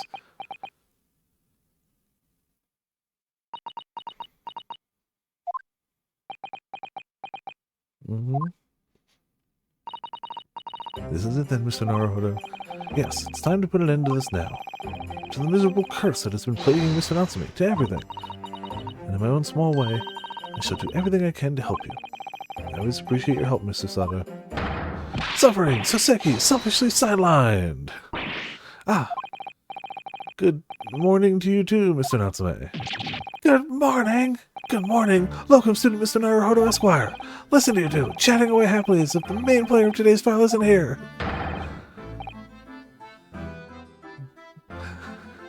We'd still be in game 1, true, yeah. Why would you do that? Why? Oh dear, we didn't mean to cause offense, Mr. Natsume. I thought perhaps that because you had your eyes shut so tightly you were meditating, finding inner calm. It seemed wrong to disturb you. I was waiting! What is the matter, Mr. Natsume? You seem different somehow today. Why, naturally, that's because I've attained spiritual enlightenment. Oh, why do you keep going on? Yeah, whatever. Or just random emails.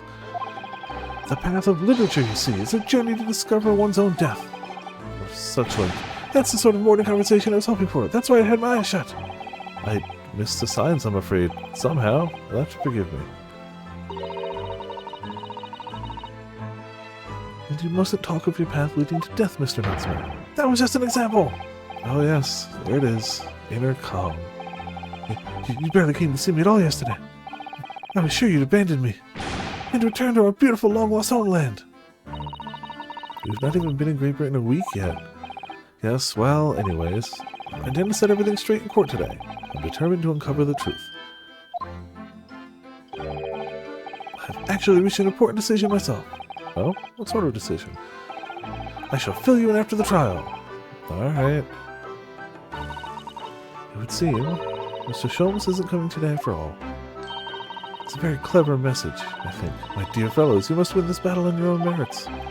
It's a very clear message, I think, but he's overslept again. The great detective, my arch nemesis. Long may he stay away, if you ask me. Defendant and your legal representative. The trial is about to begin. Make your way into the courtroom immediately.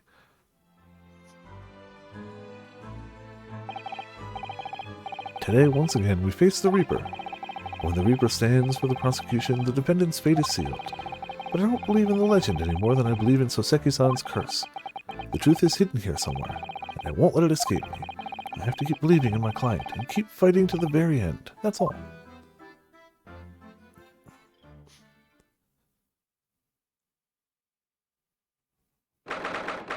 For the 23rd February, 9:40 a.m., the Old Bailey courtroom.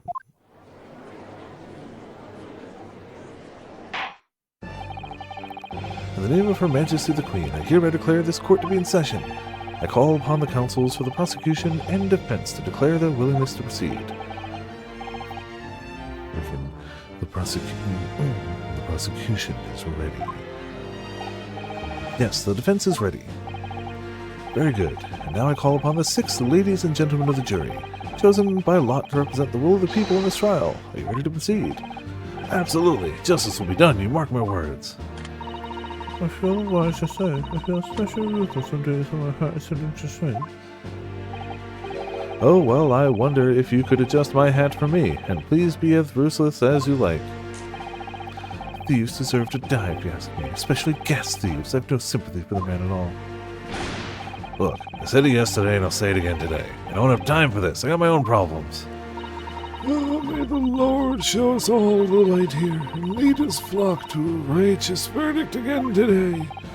Now, Lord Van Seeks, what can you tell us? Prosecution's report, please, for the court, in relation to the theory expounded by the defense yesterday regarding the defendant's tea. So he does have the results.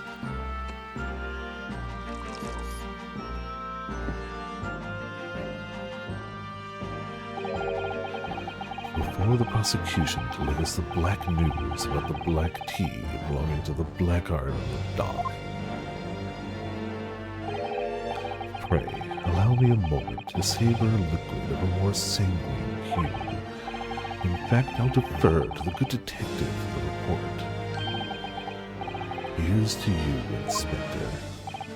Yes, sir. Thank you, sir. As indicated by the defense, we found a bar of soap just outside the victim's window in the snow. And there was indeed a frozen reddish liquid in a little depression on top of it. Yes, that's the tea. That's what Mr. Natsume brought with him that night. Well, the brains of the yard analyzed it, and yes, you're right. There was tea. And there wasn't a trace of strychnine or any other toxic substance in it. No poison at all. In other words, the tea that the defendant brought with him to the victim's room is innocent. It's in the clear. What a revelation! As I suspected. This makes it quite clear. The defendant, Mr. Soseki Natsume, is blameless here. My learned friend is jumping to conclusions again. A typical Nipponese reaction. What? Yes, it is true. No poison was found in the few drops of liquid recovered from the soap in the window lodge. But what logic is that? Would you take a drop from the Thayan and conclude that the water in the ocean isn't salty? My word, the water in the ocean is extremely salty, Counsel. Thanks. Exactly. Unfit for drinking, just as the victim's tea was on the night in question, as the court has already heard. Bitter was the precise word from the lips of Mr. William Shakespeare, whom the prosecution now calls back to the stand. I mean, just because the tea was bitter doesn't mean it was poison. Very well, I will uphold the prosecution's request. Also, we literally just tested the tea, and it tested as not poison, and yes, tea. Mr. Shakespeare. Yes, sounds like we're going to have another confrontation with our theatrical friend. Bailiff, show Mr. Shakespeare to the stand.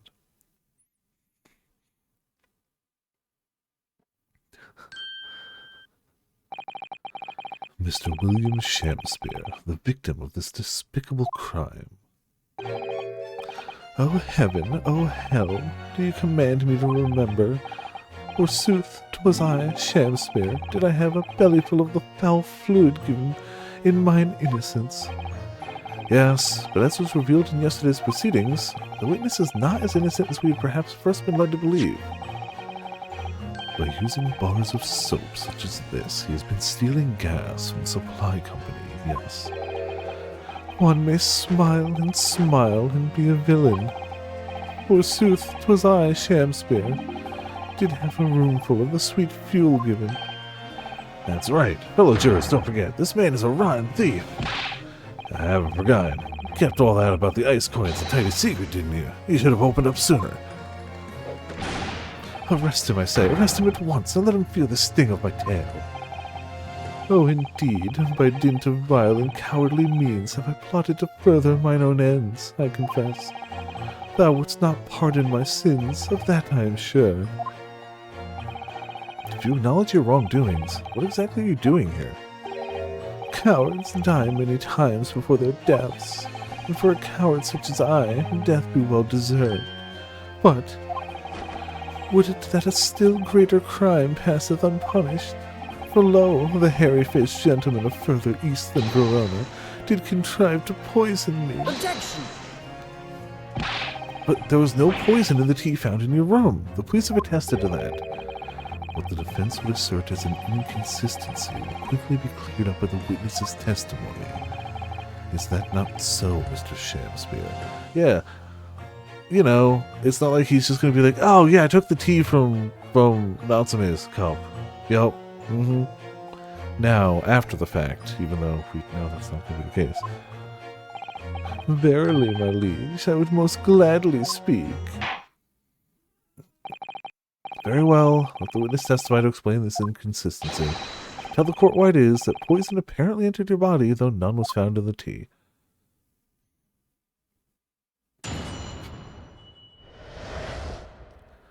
The tea inconsistency. The Japanese man did come to my chambers with tea brewed in a pot. 'Twas in my cup alone that the wicked miscreant secretly poured his wicked poison. Whilst feigning distraction in our debate, ne'er did a drop of his own drink pass his lips. When he departed by and by, I did use that tea that remained in his cup to make my coins of ice. Thus 'tis no surprise that poison be not found in the tea, and did pour into the molds of soap. Yeah, except you gotta drink the tea while it's hot, you know. The poison was slipped into the cup after the tea had been poured. The normal way for poison to be administered, in my experience. Quite. Otherwise, it would be disastrous if the poisoner were to mix up the cups, for instance. But no poison bottle was found at the scene. Because, quite simply, the Nepalese took the bottle back to his own room. The absence of a vessel containing the poison only becomes problematic when considering suicide. I knew that. And now it should be perfectly clear. A bar or two of cheap soap is wholly insufficient to wash the deep stains of guilt from the accused hands. Sirs, madams, 'tis true that I, Shamspeare, be a common thief of gas. But, listen here, ladies and gentlemen.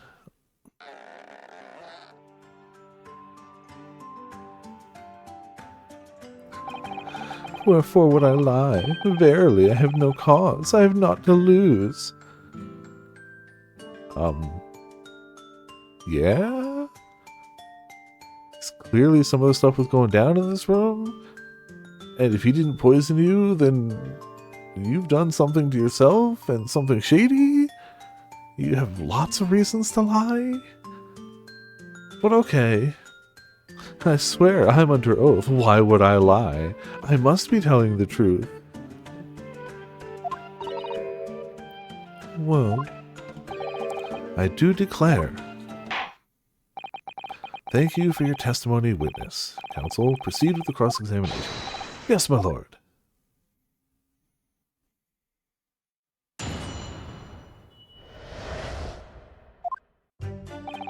Alright.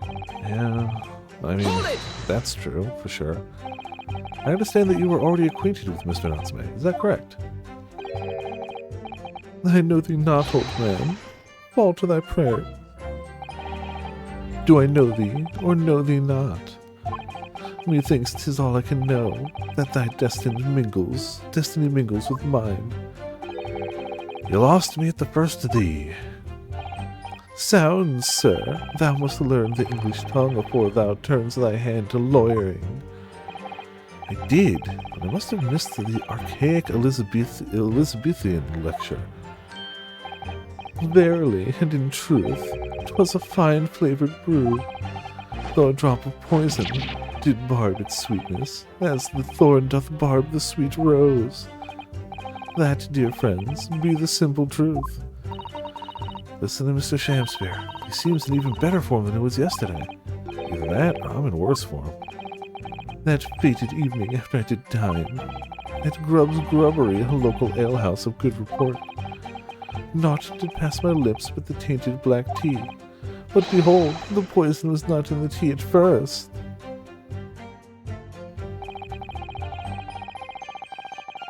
Hold it! Are you saying that you saw the moment when the poison was added to your tea? To have witnessed the act and then drank the tea, that does describe the actions of a fool. Yeah, so you're saying you saw the moment where the poison was poured into the tea. Quite so, quite so. But no one likes going thirsty, do they? Sooner would I die quenched than parched. Would I have the choice?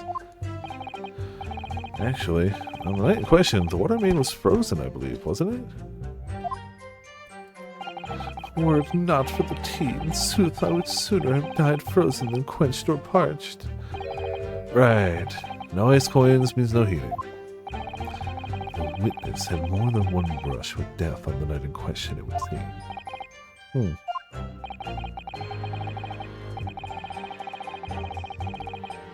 Remind the court, Mr. Shamspear, as to whether the accused drank any of the tea which he brought with him. With the greatest of pleasure, my liege.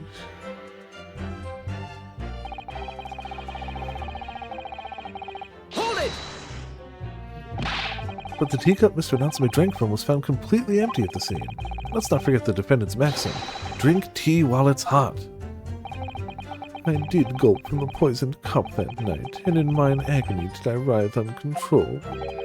In fits of pain I did knock the fellow's cup, and its contents spilt as blood from a gaping wound, methinks. Though certainly 'twas after I had made the coins of ice from his tea. An upset cup was found at the table that the victim was slumped over. There is no contradiction here.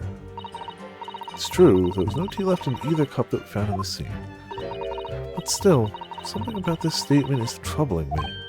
Yes, of course, I know what it is. It's Mr. Natsume's wise drink tea while it's hot maxim, isn't it? No, I'm not sure that's it. Thank you, witness. Now reiterate for the court what it is that occupied you after your guest had left and before you drank your tea. When he... Oh, we've got these. Hold it! Yes, so that you could cheat the gas company, in fact. Isn't that right? To cheat, or to die, 'tis life's only choice. Yes. Faith, to cheat be the wise choice, and mine occupation be not an ugly one. Prithee, dost thou not see beauty in the simplicity of the ruse?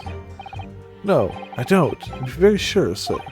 Once this trial is over, Altamont Gas will take you to task over this legal task. I shall not run. I shall not hide. Sooth to say, I have nowhere to run, nor to hide. But, my lady, what wouldst thou with this pitiful player? I'll tell you what I'd like to do with you, starting with the shoddy shirt on your back. 'Tis time for a Shamspear dance. Who let this man into court? What a harsh world we live in. The thieving of the gas was addressed in yesterday's proceedings. Prosecution calls on the defense not to muddy the waters with irrelevancy. Consider that a warning, counsel. Yes, my lord. Am I the one in trouble here? Mr. Shamspear, after the accused returned to his own lodgings, used this tea to make your coins. Is that correct? To cheat or to die, I did make my choice many moons ago.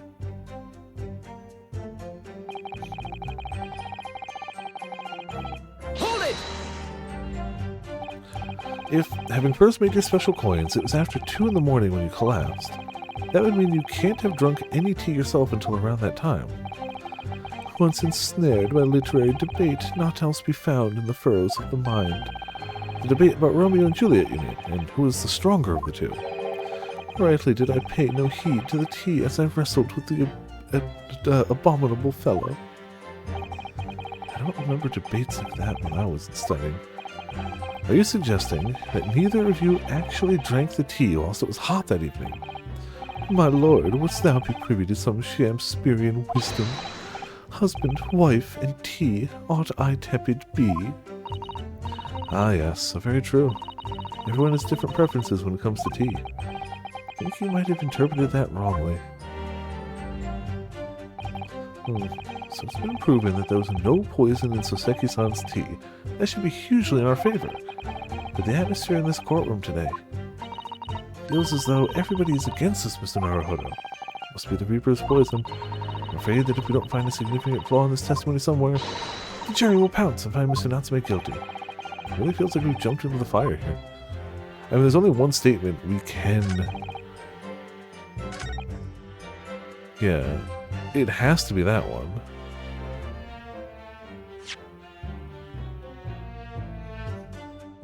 Oh, can we finally use the different rings on the teacups? Yeah, hopefully. I was wondering when that was going to come up yesterday. Objection!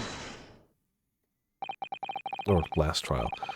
He claimed that Mr. Natsume didn't drink a drop of tea on the night in question. But that's impossible. How? Chopling.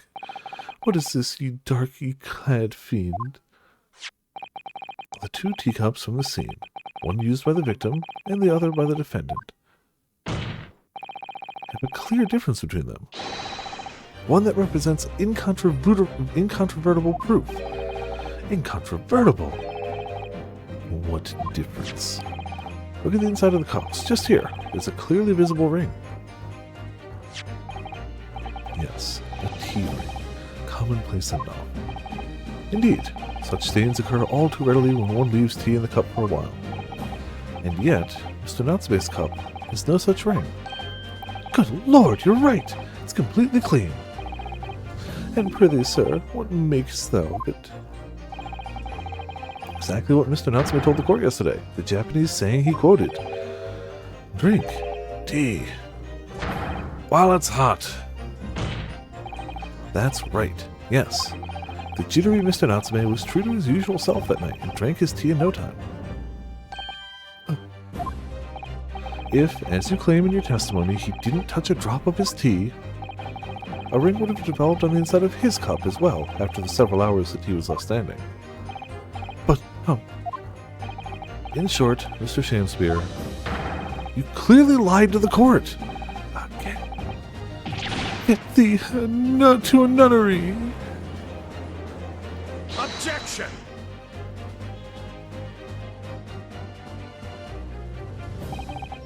As a rule, I fill my hollow chalice up to 7 times during any one trial.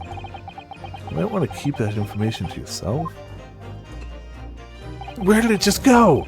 Yet on occasion, tedium distracts me and I pour more times than I intended until the bottle is dry. Drinking habits are fascinating, but irrelevant. On the contrary, they illustrate the fickleness of human memory. To William Shakespeare. Yes, my liege. Oh, so he didn't lie, he forgot. Well, but then if he forgot, then our case still stands. It wasn't poisoned. Though you previously stated that you made the coins of ice from the leftover tea in the accused cup. Could it be that you were perhaps mistaken? Yeah. Could it be that, yes, perhaps there was some tea remaining in the small teapot left at the scene? Oh my god. A fact that had vanished from your memory until now. Faith, my liege, thou art a magician. If we both lie, they'll never catch us. Wait, did I say that aloud? For verily, 'tis as though thou hadst seen with thine own eyes that night. What? Forsooth, I was mistook. I did plan to use tea from the Japanese fellow's cup, but lo, when I looked, 'twas empty. And thus did I use the dregs that festered in the teapot, as my liege did suggest. And you just suddenly remembered now that you made a mistake before. Are we supposed to believe that? People's memories are imperfect, my learned friend, which is why we rely on evidence instead, of which you have none. You can just say, oh, you remember differently, right? Wink. And when we go, that's suspicious, you go, evidence, bitch. But in any case, it makes no difference. It makes worlds of difference. The victim's most recent testimony tells us two things of note. Firstly, that the poison was put into the victim's teacup only.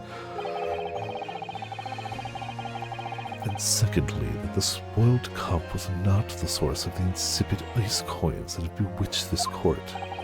The prosecution makes a fine summary of the facts. No, the prosecution makes a fine summary of the lies that have been told. Furthermore, that testimony remains valid and in full support of the established facts. In other words, the inconsistency claimed by the defense simply does not exist. No! What does this mean then? I do declare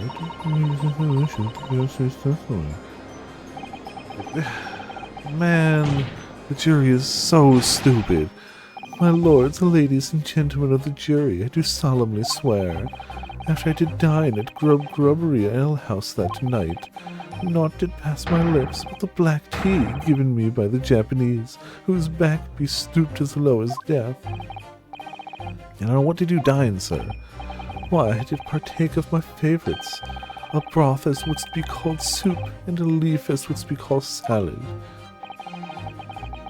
As insuperfluous a menu as the establishment where it was served. But ye gods will give us some faults to make us men.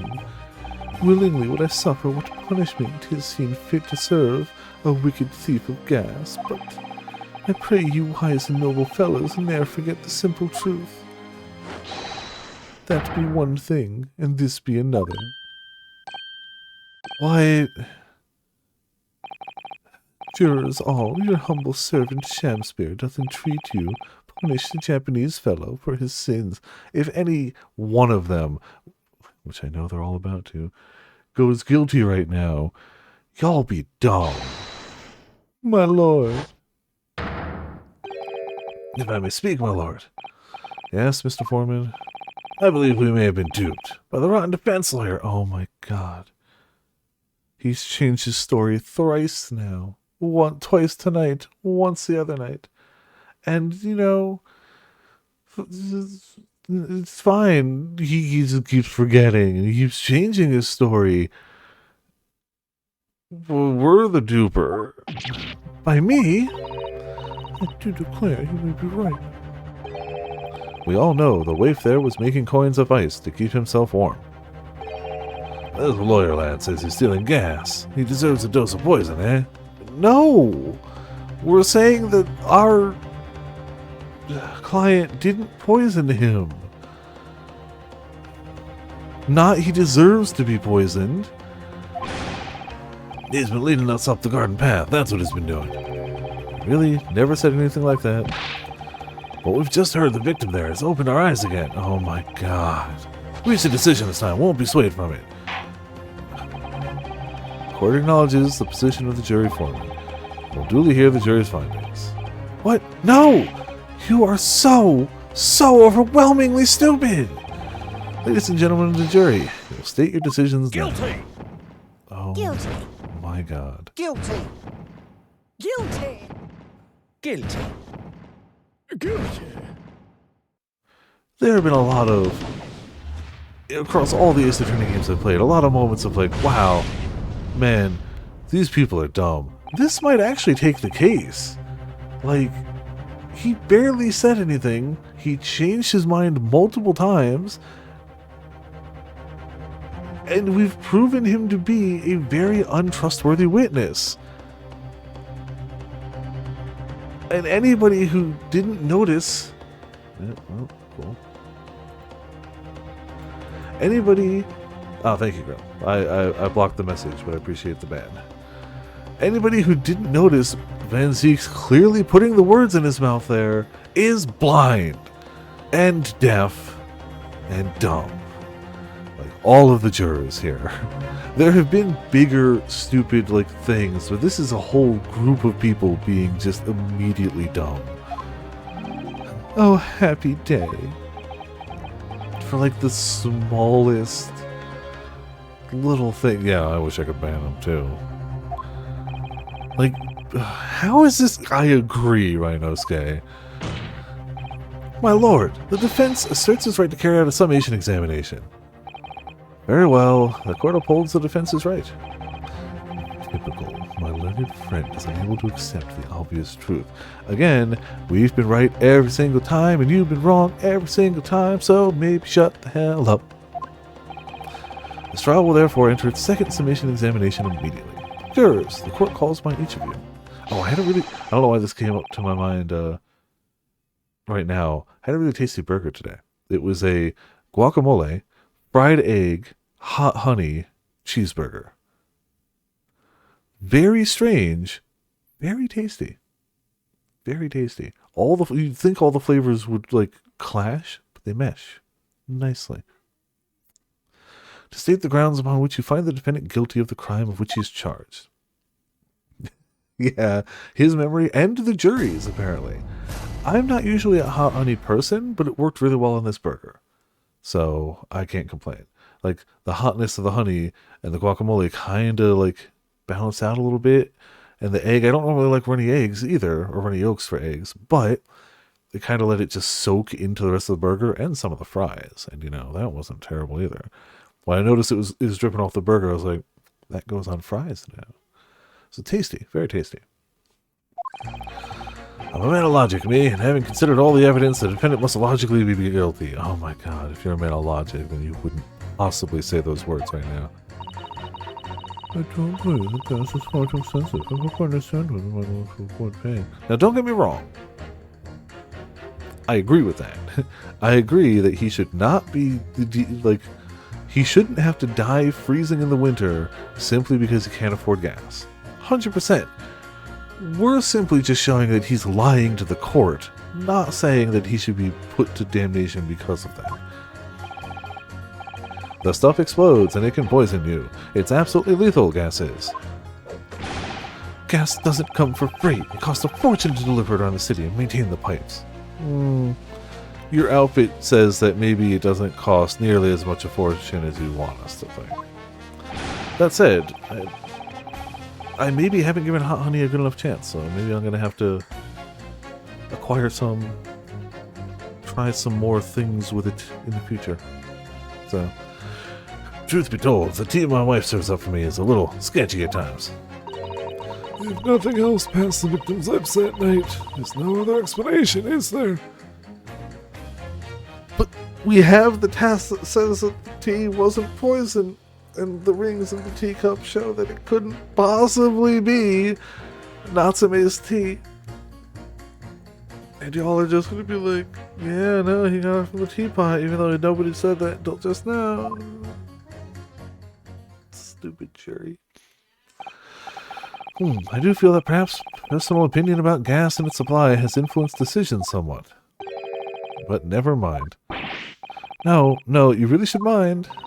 The truth is, our counter-argument wasn't as unassailable as we'd hoped. And Mr. Shamsphere was poisoned, there can be no doubt of that. Then how are we supposed to turn this around? I think we need to establish the method by which Mr. Shamsphere was actually poisoned. Our only hope is to demonstrate that to the court, incontrovertibly. But that's surely almost impossible at this stage. If we don't manage it, though, Mr. Natsume will be found guilty. No delays, counsel. Proceed with the summation examination. Alright. See what we can do. Defense's rebuttal. Hold it! So much logic, you. All the evidence, you say.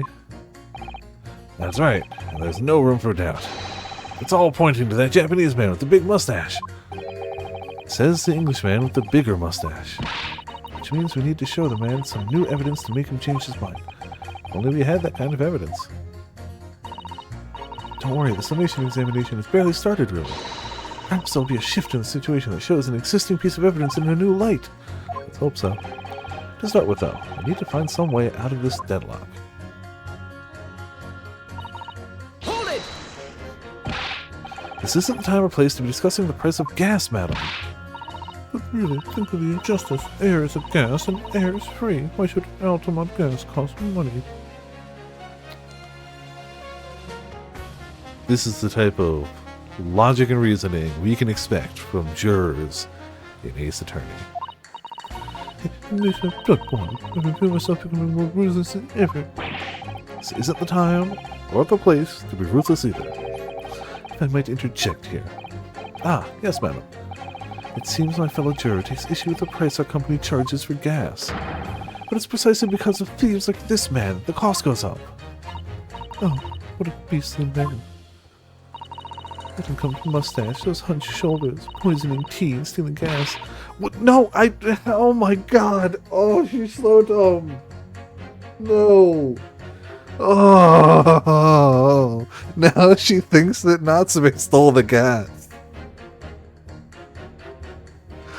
Oh, I hate everything!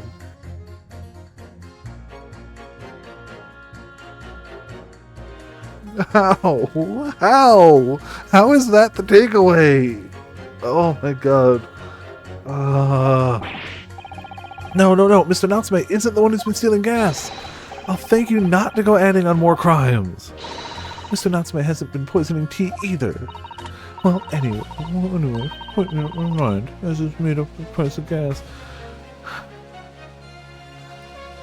I've decided he's guilty. Why? Gas prices. What? Don't ask me. I've decided. Hold it! Can we please talk about the poison rather than the gas, do you think, sir? Well, if you like. I mean, to be honest, I'd take poison over gas every time. You take poison? What I mean is, poison can only poison you. It doesn't explode, does it? Goodness me, what are you talking about? Set him straight, please, lawyer man. Well, it's certainly true that poison isn't prone to exploding, but I think you'll find poison also can't light or heat up a room. Ah, you're right. I hadn't considered that at all. It's the best we had, you know. Young lawyer man. Yes! You have a good head on your shoulders. We could use someone like you as our company's legal representative. Well, I wasn't expecting to pick up more business in the middle of a trial, that's for sure. Anyway, the point is, I haven't had the best experience with gas companies in the past. So you're saying guilty on... Oh! I haven't had a good experience with gas companies. That man poisoned the other guy. I hate people. Can you please refrain from all this talk of gas? There's an all-out attack underway here, in case you hadn't noticed, against my company's gas. I'm supposed to sit here and take it, am I? I don't think so. She's really buzzing now. All I've heard about our wonderful fuel is explosions and poisonings. What about electricity? What about getting electrocuted? What about that? A little explosion here and there. There's nothing in comparison. No, I think it's something. Any explosion could hardly be described as nothing, madam. Nevertheless, the theft of your gas is deplorable. My point exactly. But the gas thieves aren't even the worst of our enemies. We have far more devious reprobates to contend with on a daily basis, you know. More devious? Who, madam? Other gas companies, of course. Other gas companies? Not quite what I was expecting. We generate gas and we deliver it to our customers fair and square. Indeed, nobody's questioning that, madam. I mean, the more you keep insisting on it, I start questioning it, but Altamont is an exemplary gas company. But there are other, unscrupulous gas companies here in London that don't even have any gas at all. What? But if they don't have any gas, how do they go about selling it to people? You wouldn't think it possible, would you? But they steal our gas, you see, and sell that. They steal your gas? How on earth is such a thing possible? Gas companies like ours deliver gas to people's homes via a network of pipes. These devious reprobates secretly disconnect our pipes and divert our gas into their own rotten pipes. Then they make a contract with the household supplied by those pipes and take money for the precious gas that's rightfully ours without us even knowing. They're diverting gas into their own pipes illegally. What a brazen form of theft. When we visit customers' houses to collect the money from their meters, we always have to check whether or not one of these devious companies has been up to its tricks. Sir? Excuse me. Excuse me, sir. Do you have something to say about that, juror number 3? Oh, golly, you mean me. I'm terribly sorry. I was just thinking to myself. Really did catch him off guard there. Thinking about what the lady next to you was saying, correct? Well, yes. I just got a little riled about it recently, you see. Go on. An Altamont gas worker visited my house the other day to investigate the pipework. We need to ask for your cooperation while we carry out a secret check of your property, sir, the fellow said. So I let him in. Do you know what he did? I'm afraid I have no idea. Please, tell us. He proceeded to take one of my lights off the wall. Then he grabbed the exposed mouth of the pipe and started blowing into it. What do you think you're doing, young man? You're giving away company secrets there. Oh, please, everyone knows, but it was very nearly the death of me, I can tell you. What do you mean? I'll explain if you don't mind. As I said before, these unscrupulous other gas companies connect their customers to our pipe network. Yes, but how does blowing into the pipes come into it? Obviously, there's gas in the pipes, and it's at a fairly low pressure. By blowing air through the pipe, you can make the pressure drop temporarily. And if you do that, any lights connected to the same pipe will flicker for a moment.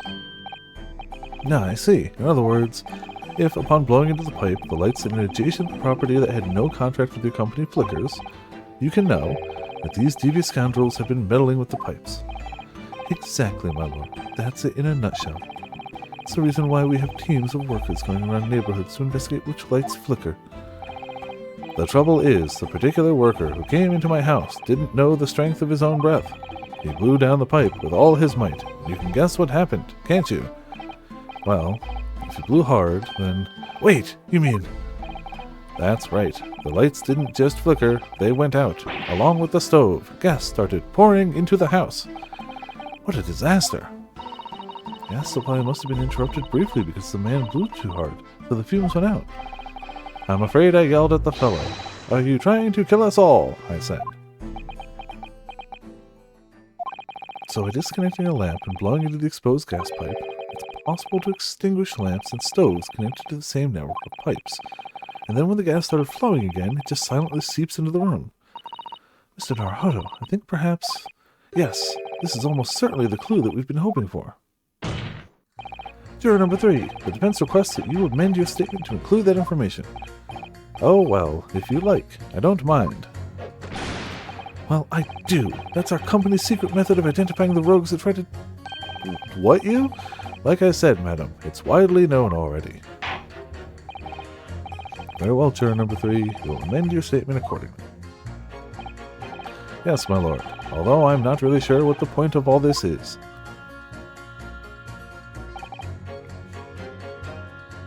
Go too hard, you extinguish everything in the house, and you're in real trouble. Okay. That was technically her statement? Right? Hold it! Right? Okay, yes it was.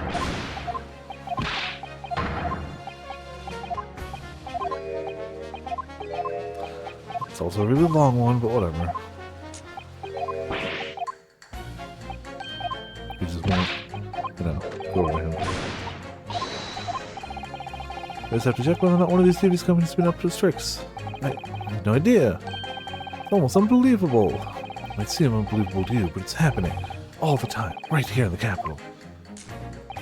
It's very difficult selling something you can't see, you know. Very difficult indeed. Thank you, that will do.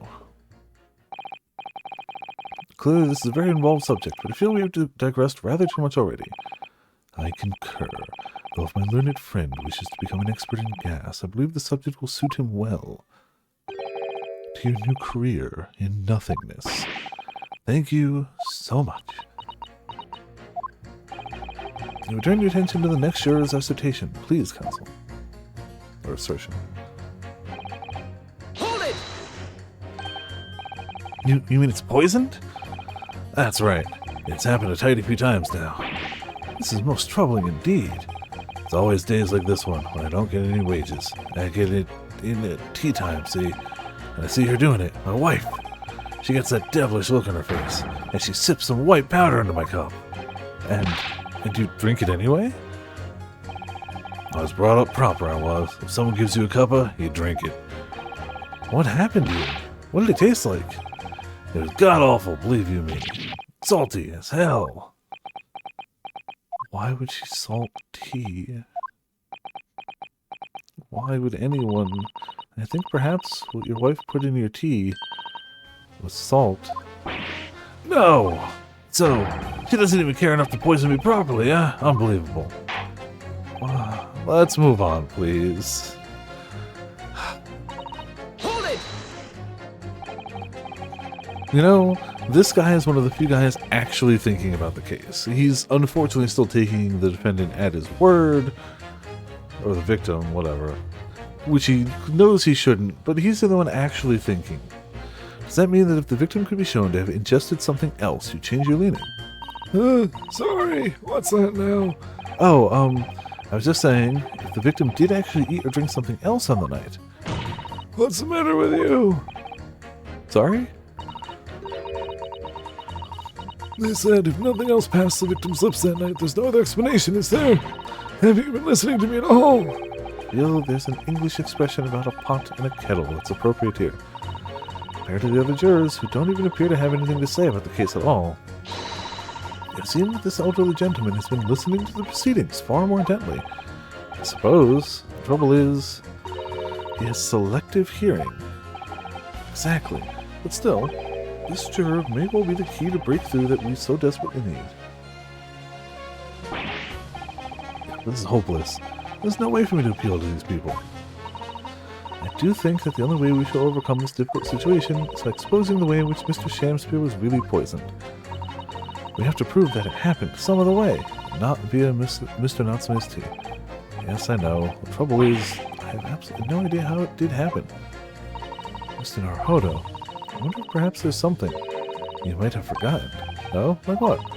It's important to watch everyone involved and pursue people if they react to something someone else said. If you'd like me to remind you exactly what I mean, I'd be more than happy to, of course. Once again, Saseki-san's fate is entirely in my hands here. I'll owe it to my client to hear any advice my assistant may be able to offer. So, remind me, and again, I know what I was supposed to do, and I did do that, so... Actually, I don't think there's any need. It's vital that we start trying to change these jurors' minds as soon as possible. Of course, I'm sure you're right.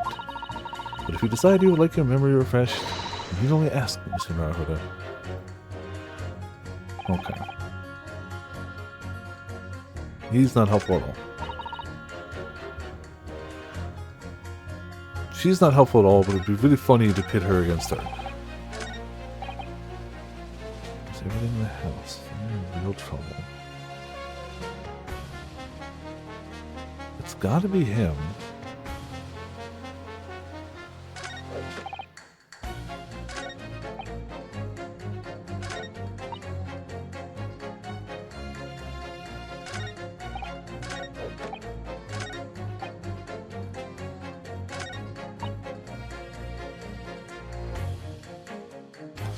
I have no real idea. I'm gonna try the obvious yet stupid one of pitting the gas is too expensive with the gas is a fair price, but I don't think that's it. These two statements are fundamentally at odds with. Well, I mean they are.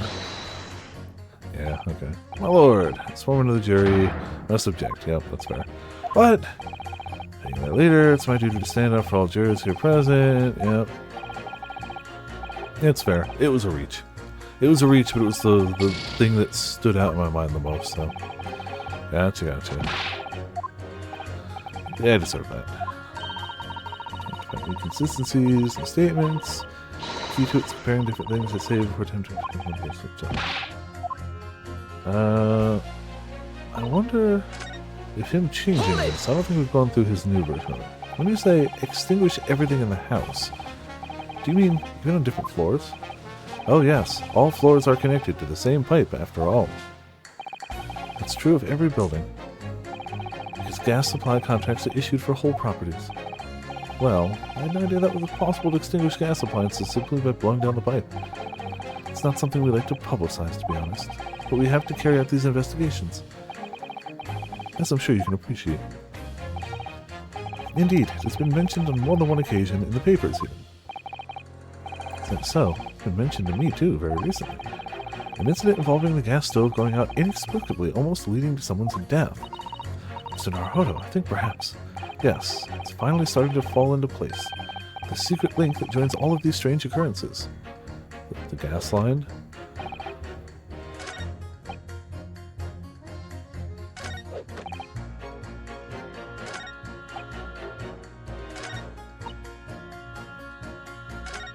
No, okay. Forgot that going right from there doesn't loop it back around. It goes to this.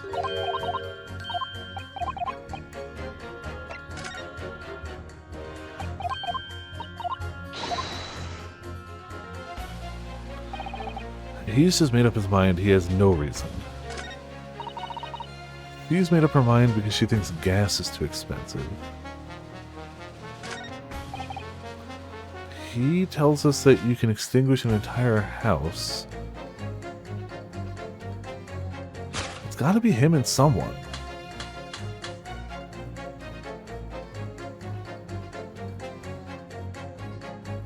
Objection! It's a stretch. Statements fundamental. Yep.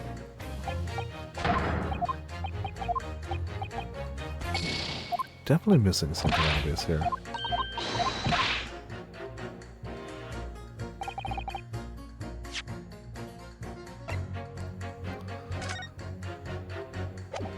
Bush, bookshop, street map.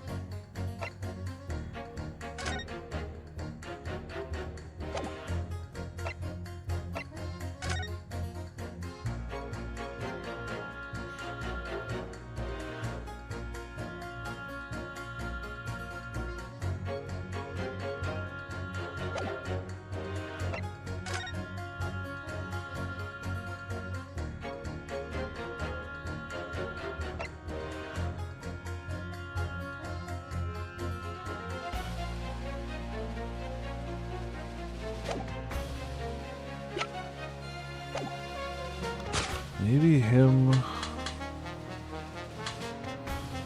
Him? Objection! I mean, logically, they're the only ones that can be swayed. Those two statements clearly contradict each other. Good gracious! To whose statement do you refer, counsel? Juror number 6, did you hear what juror number 3 just said? What? Yes, of course. I heard him mumbling about something or other. There is another explanation here, I believe. Something besides Mr. Natsume's tea did, in a manner of speaking, pass the victim's lips on the night in question. What? What explanation? I wonder, did the police check the mouth of the gas pipe feeding the wall light at the scene to see if there were any traces of poison there? I was curious to see what your floundering would result in this time, but the mouth of a gas pipe. Scotland Yard have enough to do without exploring such irrelevance. What a piece of work is a man! What are you trying to say, Mr. Shamspeare?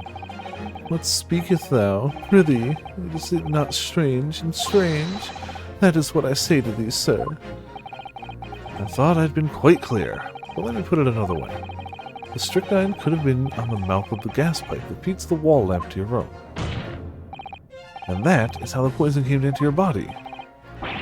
Good Lord! Are they tasty then, gas pipes? Is that what he's saying? What is the gentleman suggesting that the poor man was so desperately hungry he tried to fill his belly with gas? Perhaps no actress would perform a kiss scene with him, A shame, madam, speaking thy fancy. I assure you I'm not such a buffoon that I have to kiss pipes. Objection! This is no summation examination. This is a farce. prosecution will not stand for any more of my learned Nipponese friend's conjuncture. To begin with, the lamp in the victim's room is high on the wall.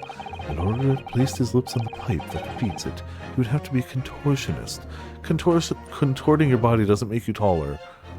You can't contort your body into taller. That's not how that works. Just having really flexible joints and being double jointed and stuff does not make you taller. That's not how any of this works. At all. These are empty assertions. You just... There's no possible proof that the man did as you say. It's true, I have no proof that Mr. Shamspeare put his lips to the pipe. However, I can say with some certainty that on multiple occasions, Mr. Shamspeare has been doing something in front of that lamp on this wall. And I have evidence to prove it. Alright, you got our attention, lad. I'd like to say you can be so sure of yourself. So would I. Let's see this evidence then. Now that I've got the jury's ear, I need to make this opportunity count. This is the proof that time and time again, Mr. Shamspeare stood in front of his gas lamp. Take that! What the? These are... Wait, what are they called? Yes, skin prints that were found at the scene. Skin prints, counsel? I've never heard of such a thing. The Justice Ministry is currently Objection! assessing whether or not to permit fingerprints as evidence in court, however. My lord, this is an exciting new forensic technique developed by the great detective Mr. Herlock Sholmes. It reveals all of the places that Mr. Shamspeare touched in his room. I've never seen anything like it. I mean, that's black magic, isn't it? Well, if anyone can invent something like this, it's that great Sholmes fellow, that's for sure. I agree. This month's edition of Engineering Thumbs was quite fascinating. We found skin prints in many places that you would expect. On the table, on the costumes. However, Mr. Shamspeare also appears to have been touching something some very unexpected places in his room. For example, here, around the hanging picture there. Indeed, multiple handprints appear to be visible. Well, I wonder, could I really appreciate the artwork perhaps? At first, my colleagues and I thought the same. However, imagine standing with your hands where those prints are. You would find yourself directly in front of... Ah! I don't believe it. The gas lamp. Though the reason why isn't immediately obvious, it's clear that Mr. Shamspeare has regularly been standing with his hands to the wall in front of that lamp. Right. What have you been up to, you nut? Thanks. I'll ask the court to recall juror number 4's earlier statement. Me? What did I say? You said that blowing into a gas pipe would make the lights in the entire building flicker. And now, if you recall juror number 3's statement... What? Me now? When gas workers who visited his home blew with too much force into the pipe, it caused all the lights in the gas stove to go out, and gas to start leaking into the rooms. Obviously, that incident was an accident. However, the simple fact is, if Mr. Shamspeare would have blown harder into the gas pipe here in his room, he could have extinguished every other light and gas stove in the building at will. Crikey! Are you suggesting that the man purposefully caused the gas to... Objection! That glass is not long for this world. Whilst I acknowledge that the prosecution is required to remain silent during a summation examination, I've decided, fuck that, and I'm going to talk. I must toast my learned friend's utter disregard for the letter of the law. What is the meaning of this, Lord Van Zieks? This curious photograph, or whatever it is, presented by the defense, the so-called skin prints. Clearly, that cannot be accepted as any form of usable evidence in this case. But it's an exciting new forensic technique developed by the great detective. It's nothing. A mere toy developed by an amateur sleuth with too much time on his hands. Certainly, even research of this nature by the esteemed Mr. Sholmes cannot be recognized by the court as formal evidence. But... Please, my lord, if I may, Mr. Sato, it was not the defense's intention to submit the skin prints as formal evidence. We merely wish to present the results of the great detective's investigating of the scene, as a tool by which to explain a possibility to the ladies and gentlemen of the jury. And, if the trial were to come to an end now, we should never learn the truth behind these mysterious handprints that everyone has now seen. I don't believe we can allow that to happen, and I'm sure the jurors would agree.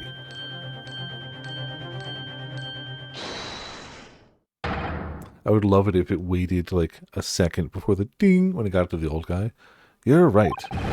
Whether these strange handprints are a significant clue or not, it is down to us to decide. Juror number 3. Oh yes, I do declare the great detective's investigation results sound absolutely fascinating. And I want to hear what the shady actor has to say about the shady handprints. Alright, start. We can work with this. It's going, slowly. What's the matter with you two? That was foolhardy. Well, I did say it, didn't I? And I don't like to break a promise. No, wait! You heard his lordship. It's not fair, Duncan.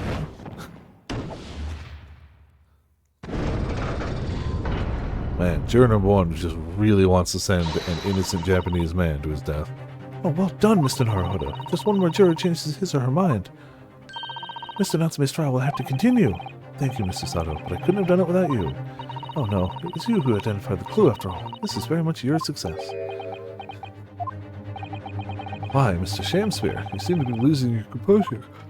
Oh, goodness. Just one more juror, Mr. Naruhodo. You can do it. Very well. Continue, counsel. He's not going to change. She's changed. He's changed.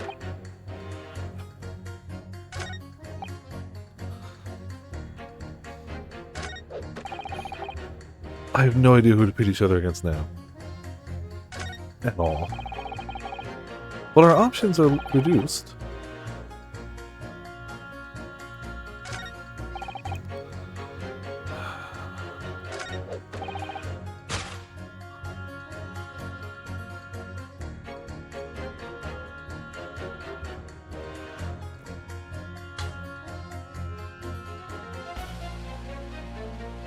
I don't know how salty tea can change anything, so it's got to be these two, even though it doesn't make any sense to me.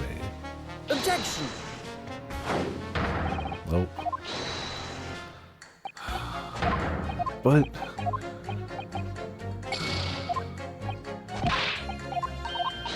that means salty tea has something to do with one of these two things. Alright, screw it. It's salty tea and logic. Objection! Nope. Well, and it's salty tea and gas prices? It's the only two left. Objection! What? No! No!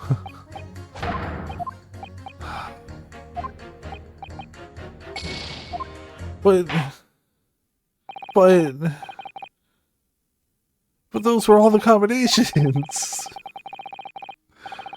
But those were all the... I don't understand. But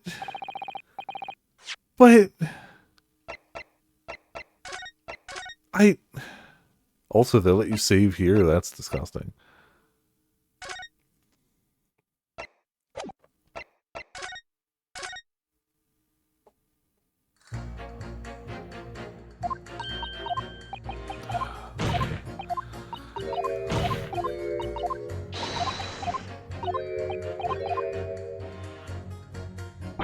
Maybe I was supposed to like loop it around again or something. Like, those were the only possible combinations. Yeah, so I have to go through this way again. That's fine.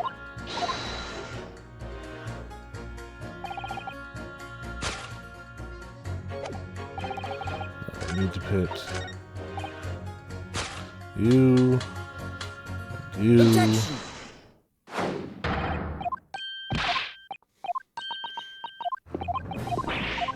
Just go through this.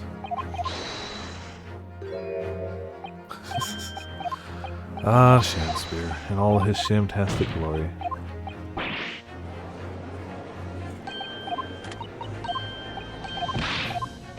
Objection!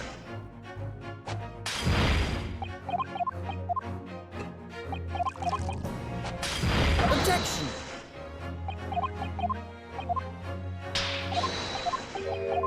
It's fine, just let it go. And we had Take handprints. that!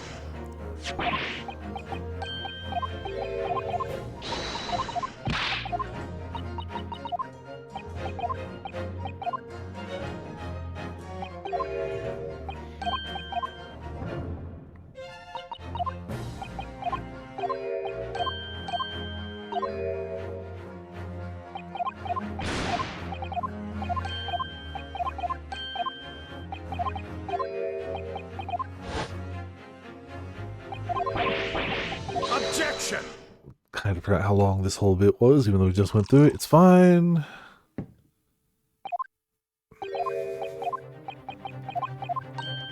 I should have saved after it, but I was so sure that Hold it! there were only so many options, so we would definitely be able to do it, and I was wrong. Clearly. Alright. Bonk.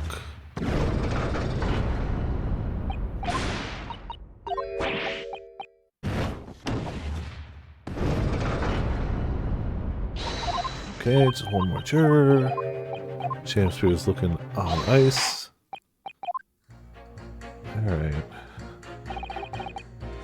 Let's save it.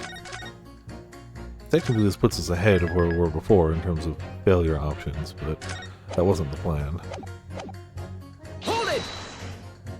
So you change it. All the evidence you say. That's right. And there's no room for doubt. It's all pointing to that Japanese man with a big mustache. It's an Englishman. Okay, that's all. With a bigger mustache. The defense just demonstrated another possible explanation for the events in the night in question. What do you make of that? What? They're so-called skin prints? An exciting new forensic investigation technique developed by the great detective himself. Numerous handprints on the wall are clearly out of the ordinary. And if Mr. Shamspear had indeed put his mouth to the gas pipe in the night in question, it can't be denied that there's a possibility that's where the poison. Well, yes, I won't deny that's playing on my mind.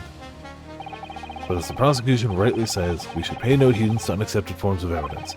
And besides, yes, even if the fellow had been up to some mischief with the gas pipe dozens of times before, doesn't mean he got up to the same shenanigans on the night in question, does it?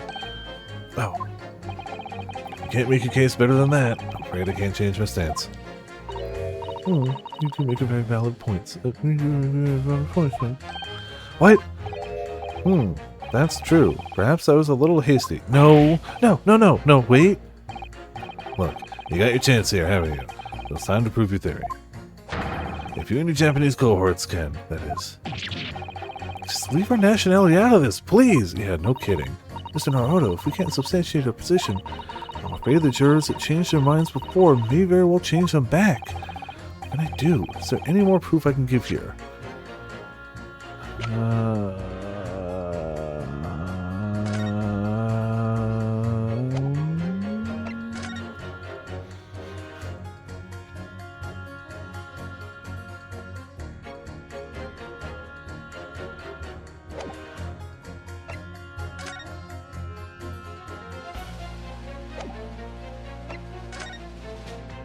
I don't think we have anything new here.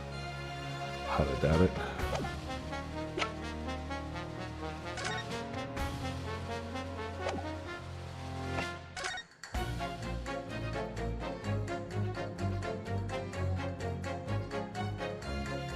That helps any.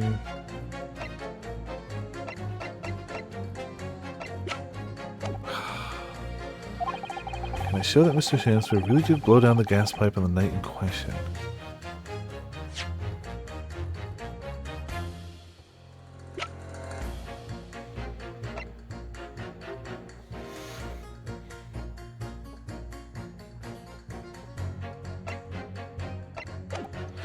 Well, we do have supporting testimony, right?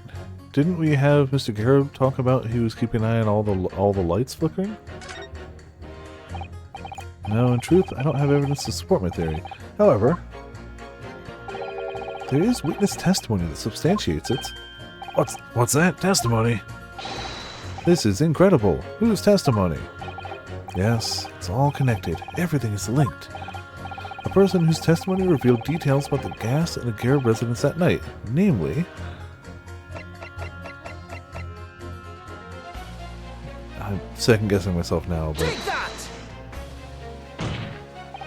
Well, Mr. Foreman, does that... Ooh, well, I think he was listening. That's the Trade Council. Okay. When he spoke with the gas on it in question. Yes, there was someone. That's what I thought too. Obviously chose the wrong person. Okay, well, fine.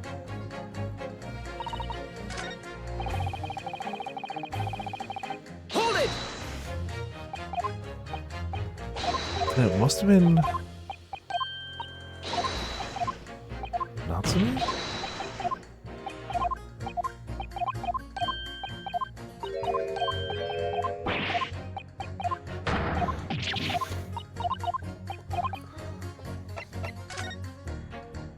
We're definitely on the right track. I thought it was him. I mean, I know he didn't give testimony here, but I figured we could call him out or something. No.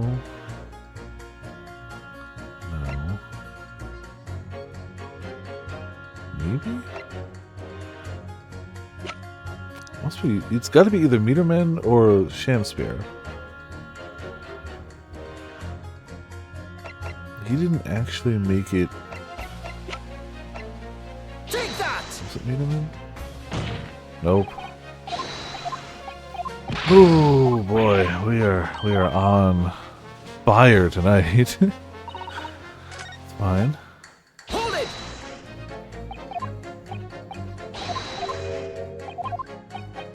And there's only 2 other people who've testified, right?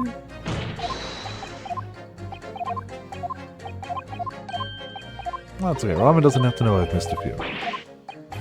I always have 100%. I always bat 1,000. It's fine.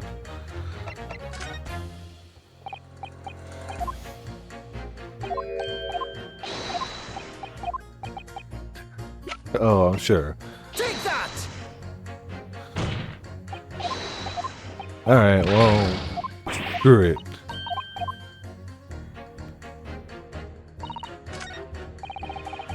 Hold it!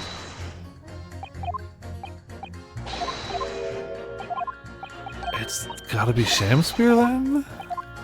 But we can't, the whole point, we can't trust anything he says.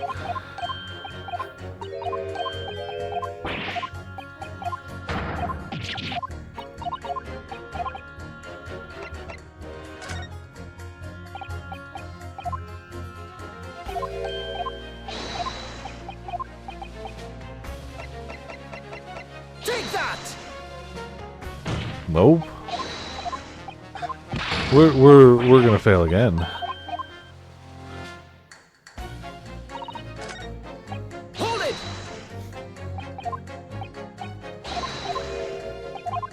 This is fine.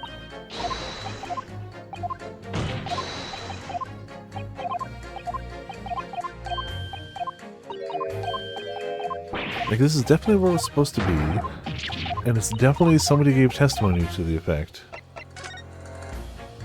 But I'm clearly getting the person wrong. Once or twice.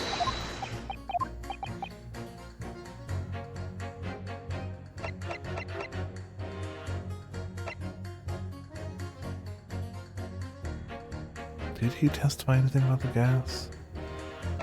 So we know it's not 1, 2, 3, 4. It can't be him, can't be Funsies. Can't be her, can't be those 3. I don't remember if Gregson said anything about it. Take that! Well.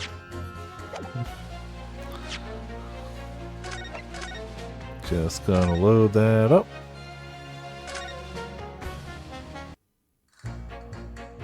Hold it!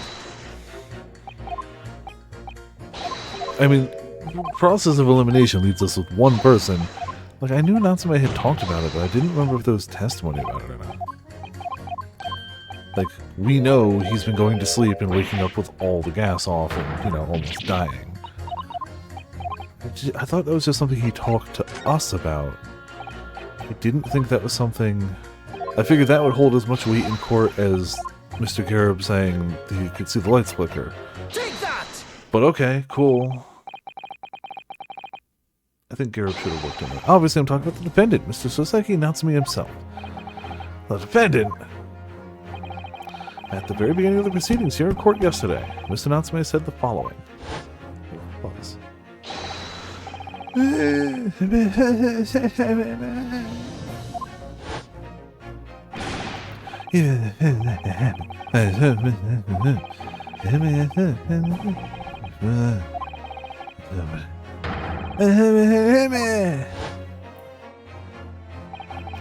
the night in question, the gas in the defendant's room went out.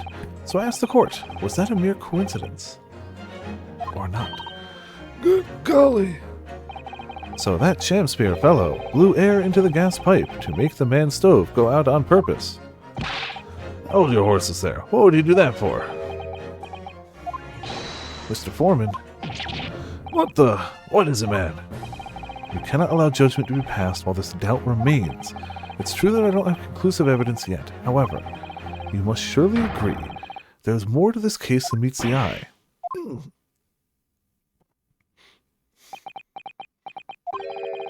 Fair enough. Like I said at the outset, I'm a man of logic, first and foremost. I doubt that, but you know, thanks. It's 4 jurors leaning towards not guilty. My lord, we've overturned the decision. Therefore, the defense calls for the trial to continue. Yeah, you know, it's the perfectly normal voice to use for flashbacks. Excuse me. As the defense has rightfully indicated, the summation examination has concluded with a majority of jurors altering their decisions. 2 jury members now call guilty, 4 now call not guilty. Therefore, the jury's opinion is conflicted, and in accordance with the law of this land, I hereby order the continuation of this trial. Mr. William Shamspear. My lord, how can thy humble Shamspear serve thee? What say you in response to the various revelations made during the summation examination? So God mend me, I do solemnly swear. I recall aught of either, the lamp or the pipe. Well, your handprints have made a tidy mess all over the wall there. How'd you explain that, eh? Oh, frick, why do I always sit in the same chair? I'm done with this. The dignity of this great courtroom has been sullied enough already. Juror number 5. Who, me? As I want, to some pains to point out already, a print from the self-professed detective's toy has no place in a British court of law. Ugh. As such, whether or not this man did indeed stand before the gas lamp with his hands against the wall remains at this time unestablished conjuncture. You would all do well to remember that. Ah! Objection! The prosecution must concede that it would be extremely simple to verify. Just order the mouth of the gas pipe feeding the lamp in Mr. Sham's room to be examined. If there are traces of poison there... Objection! What appears to be extremely simple is my Nipponese friend's mind. You will recall that in order to check for the presence of poison in the tea, some remnants of tea were required. Yes?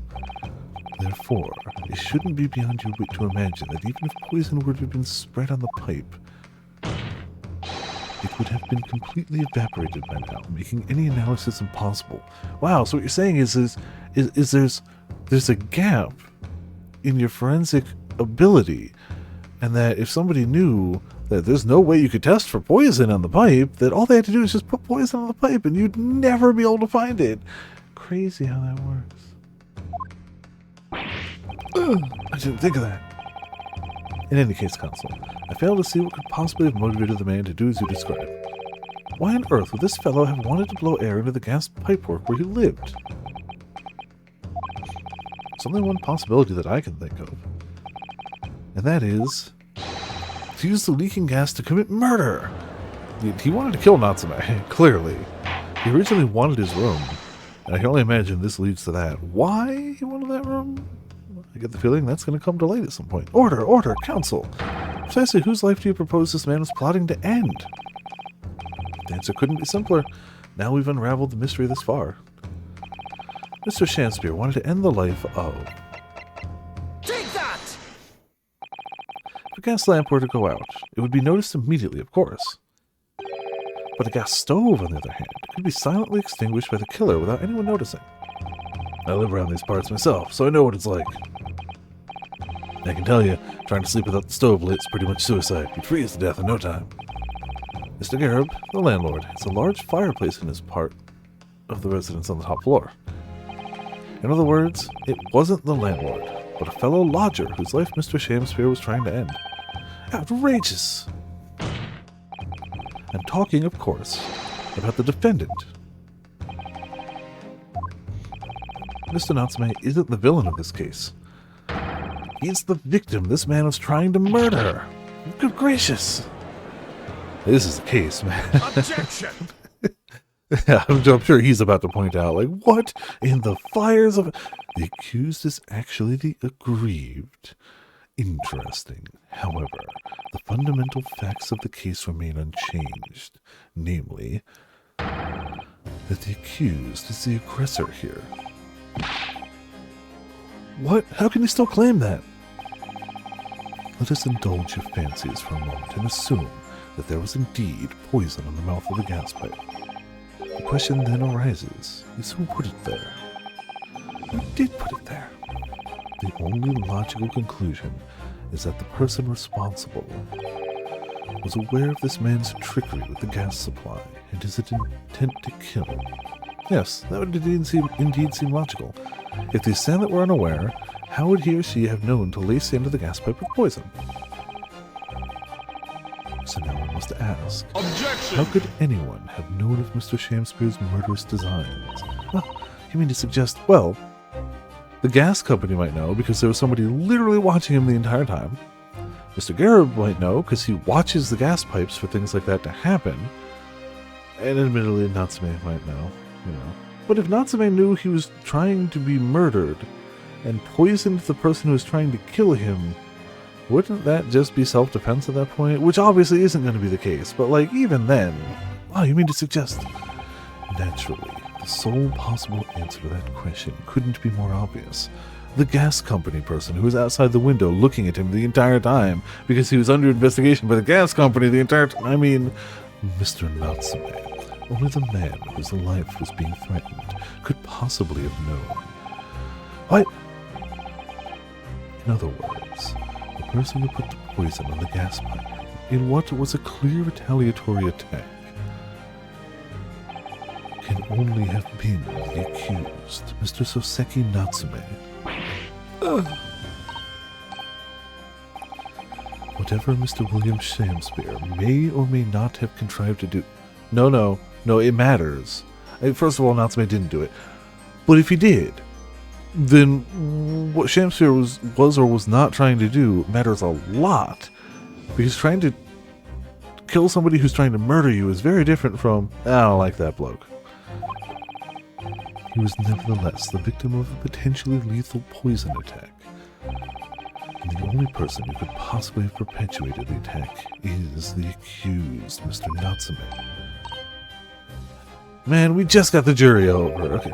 The defense counsel's theorizing has failed to avert suspicion from the accused. Far from it. In fact, now that a clear motive for the poisoning has been successfully established, that suspicion is greater than ever.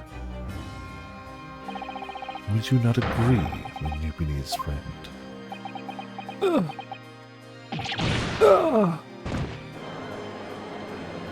Well, this is fine. Man, we can't go straight back to the jury. No, we just got him. No, it's not fair. How did he manage to turn that around on me so rapidly? Mr. Naruhodo, you must respond. Otherwise, the members of the jury may very well change their leanings against us again. And this may be our last chance to gain that advantage. What advantage?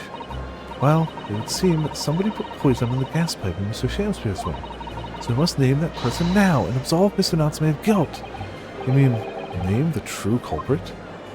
I know it may sound impossible, but if we fail to do that, I have no doubt that Mr. Natsume's fate will be sealed once and for all. As it happens, one possible culprit does come to mind.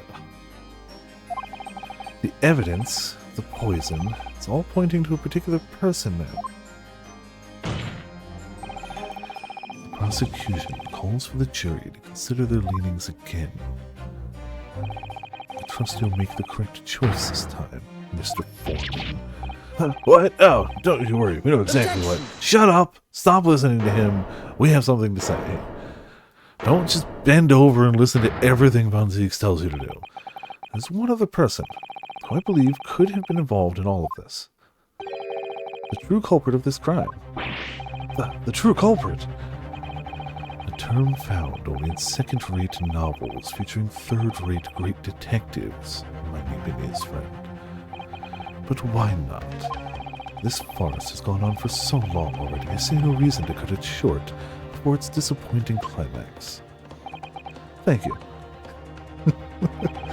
Tell us, my learned Nipponiese friend, what is your latest theory? Who is the so-called true culprit of this crime? Take that! The name of the person responsible for the poison that afflicted Mr. Shamspeare is, I believe, Miss Olive Green. Miss Olive Green? Miss Olive Green? I do feel as though I've heard that name in the recent past, Counsel, but I don't recall where. Miss Olive Green, the woman from 6 days ago. The victim in the recent case of stabbing on Briar Road. Yes, the recent case of being penetrated by a falling knife thrown out a window. An incident for which Mr. Natsume was arrested, I hasten to add, and found not guilty. Oh, of course, yes, Miss Green. She was left comatose for some 3 days, I believe, but I hear she regained consciousness 2 days ago. And I hardly need remind the court that Mr. Shamspeare's poisoning took place 3 days ago. Given that the woman was lying comatose in a hospital bed at the time, she appears to have a rather fine alibi. True, on the night that the incident occurred, Miss Green was in hospital, unconscious. So on the face of it, it seemed that she couldn't possibly be responsible, but still. My colleagues and I visited Miss Green in hospital yesterday, and we found her to be in possession of a bottle of poison. Good gracious, she had poison! There is another fact that links Miss Green to this case as well. The defense requests that she be brought in to the witness stand in order to explain the details to the court. Tell me, Mr. Shamspeare. My lord, pray what be thy bidding? Are you acquainted with Miss Green? Huh? No, never heard of her. Judging by the look on Mr. Shamspeare's face, I think perhaps he genuinely doesn't know her. At least, not by name. As the voice of Her Majesty's prosecution here, I adhere to my word. We will see my learned Nipponiese friend's farce through to its conclusion. I appreciate that. The prosecution requests a short recess, my lord, in order to subpoena the witness and bring her here. Yes, Miss Olive Green. Indeed, my lord. 1 hour should be sufficient. He says 1 hour. He means 2 weeks. Very well. I grant the request. Excellent. I hope. The defense has made a most extraordinary accusation, I must say. But at the present time, I feel the prosecution's argument remains largely uncontested. Accordingly, I'm afraid the defendant and his culpability remain the sole subject of this court's attention. Thank you, counsels. We reconvene in 1 hour. Court is adjourned. Again, they mean 2 weeks.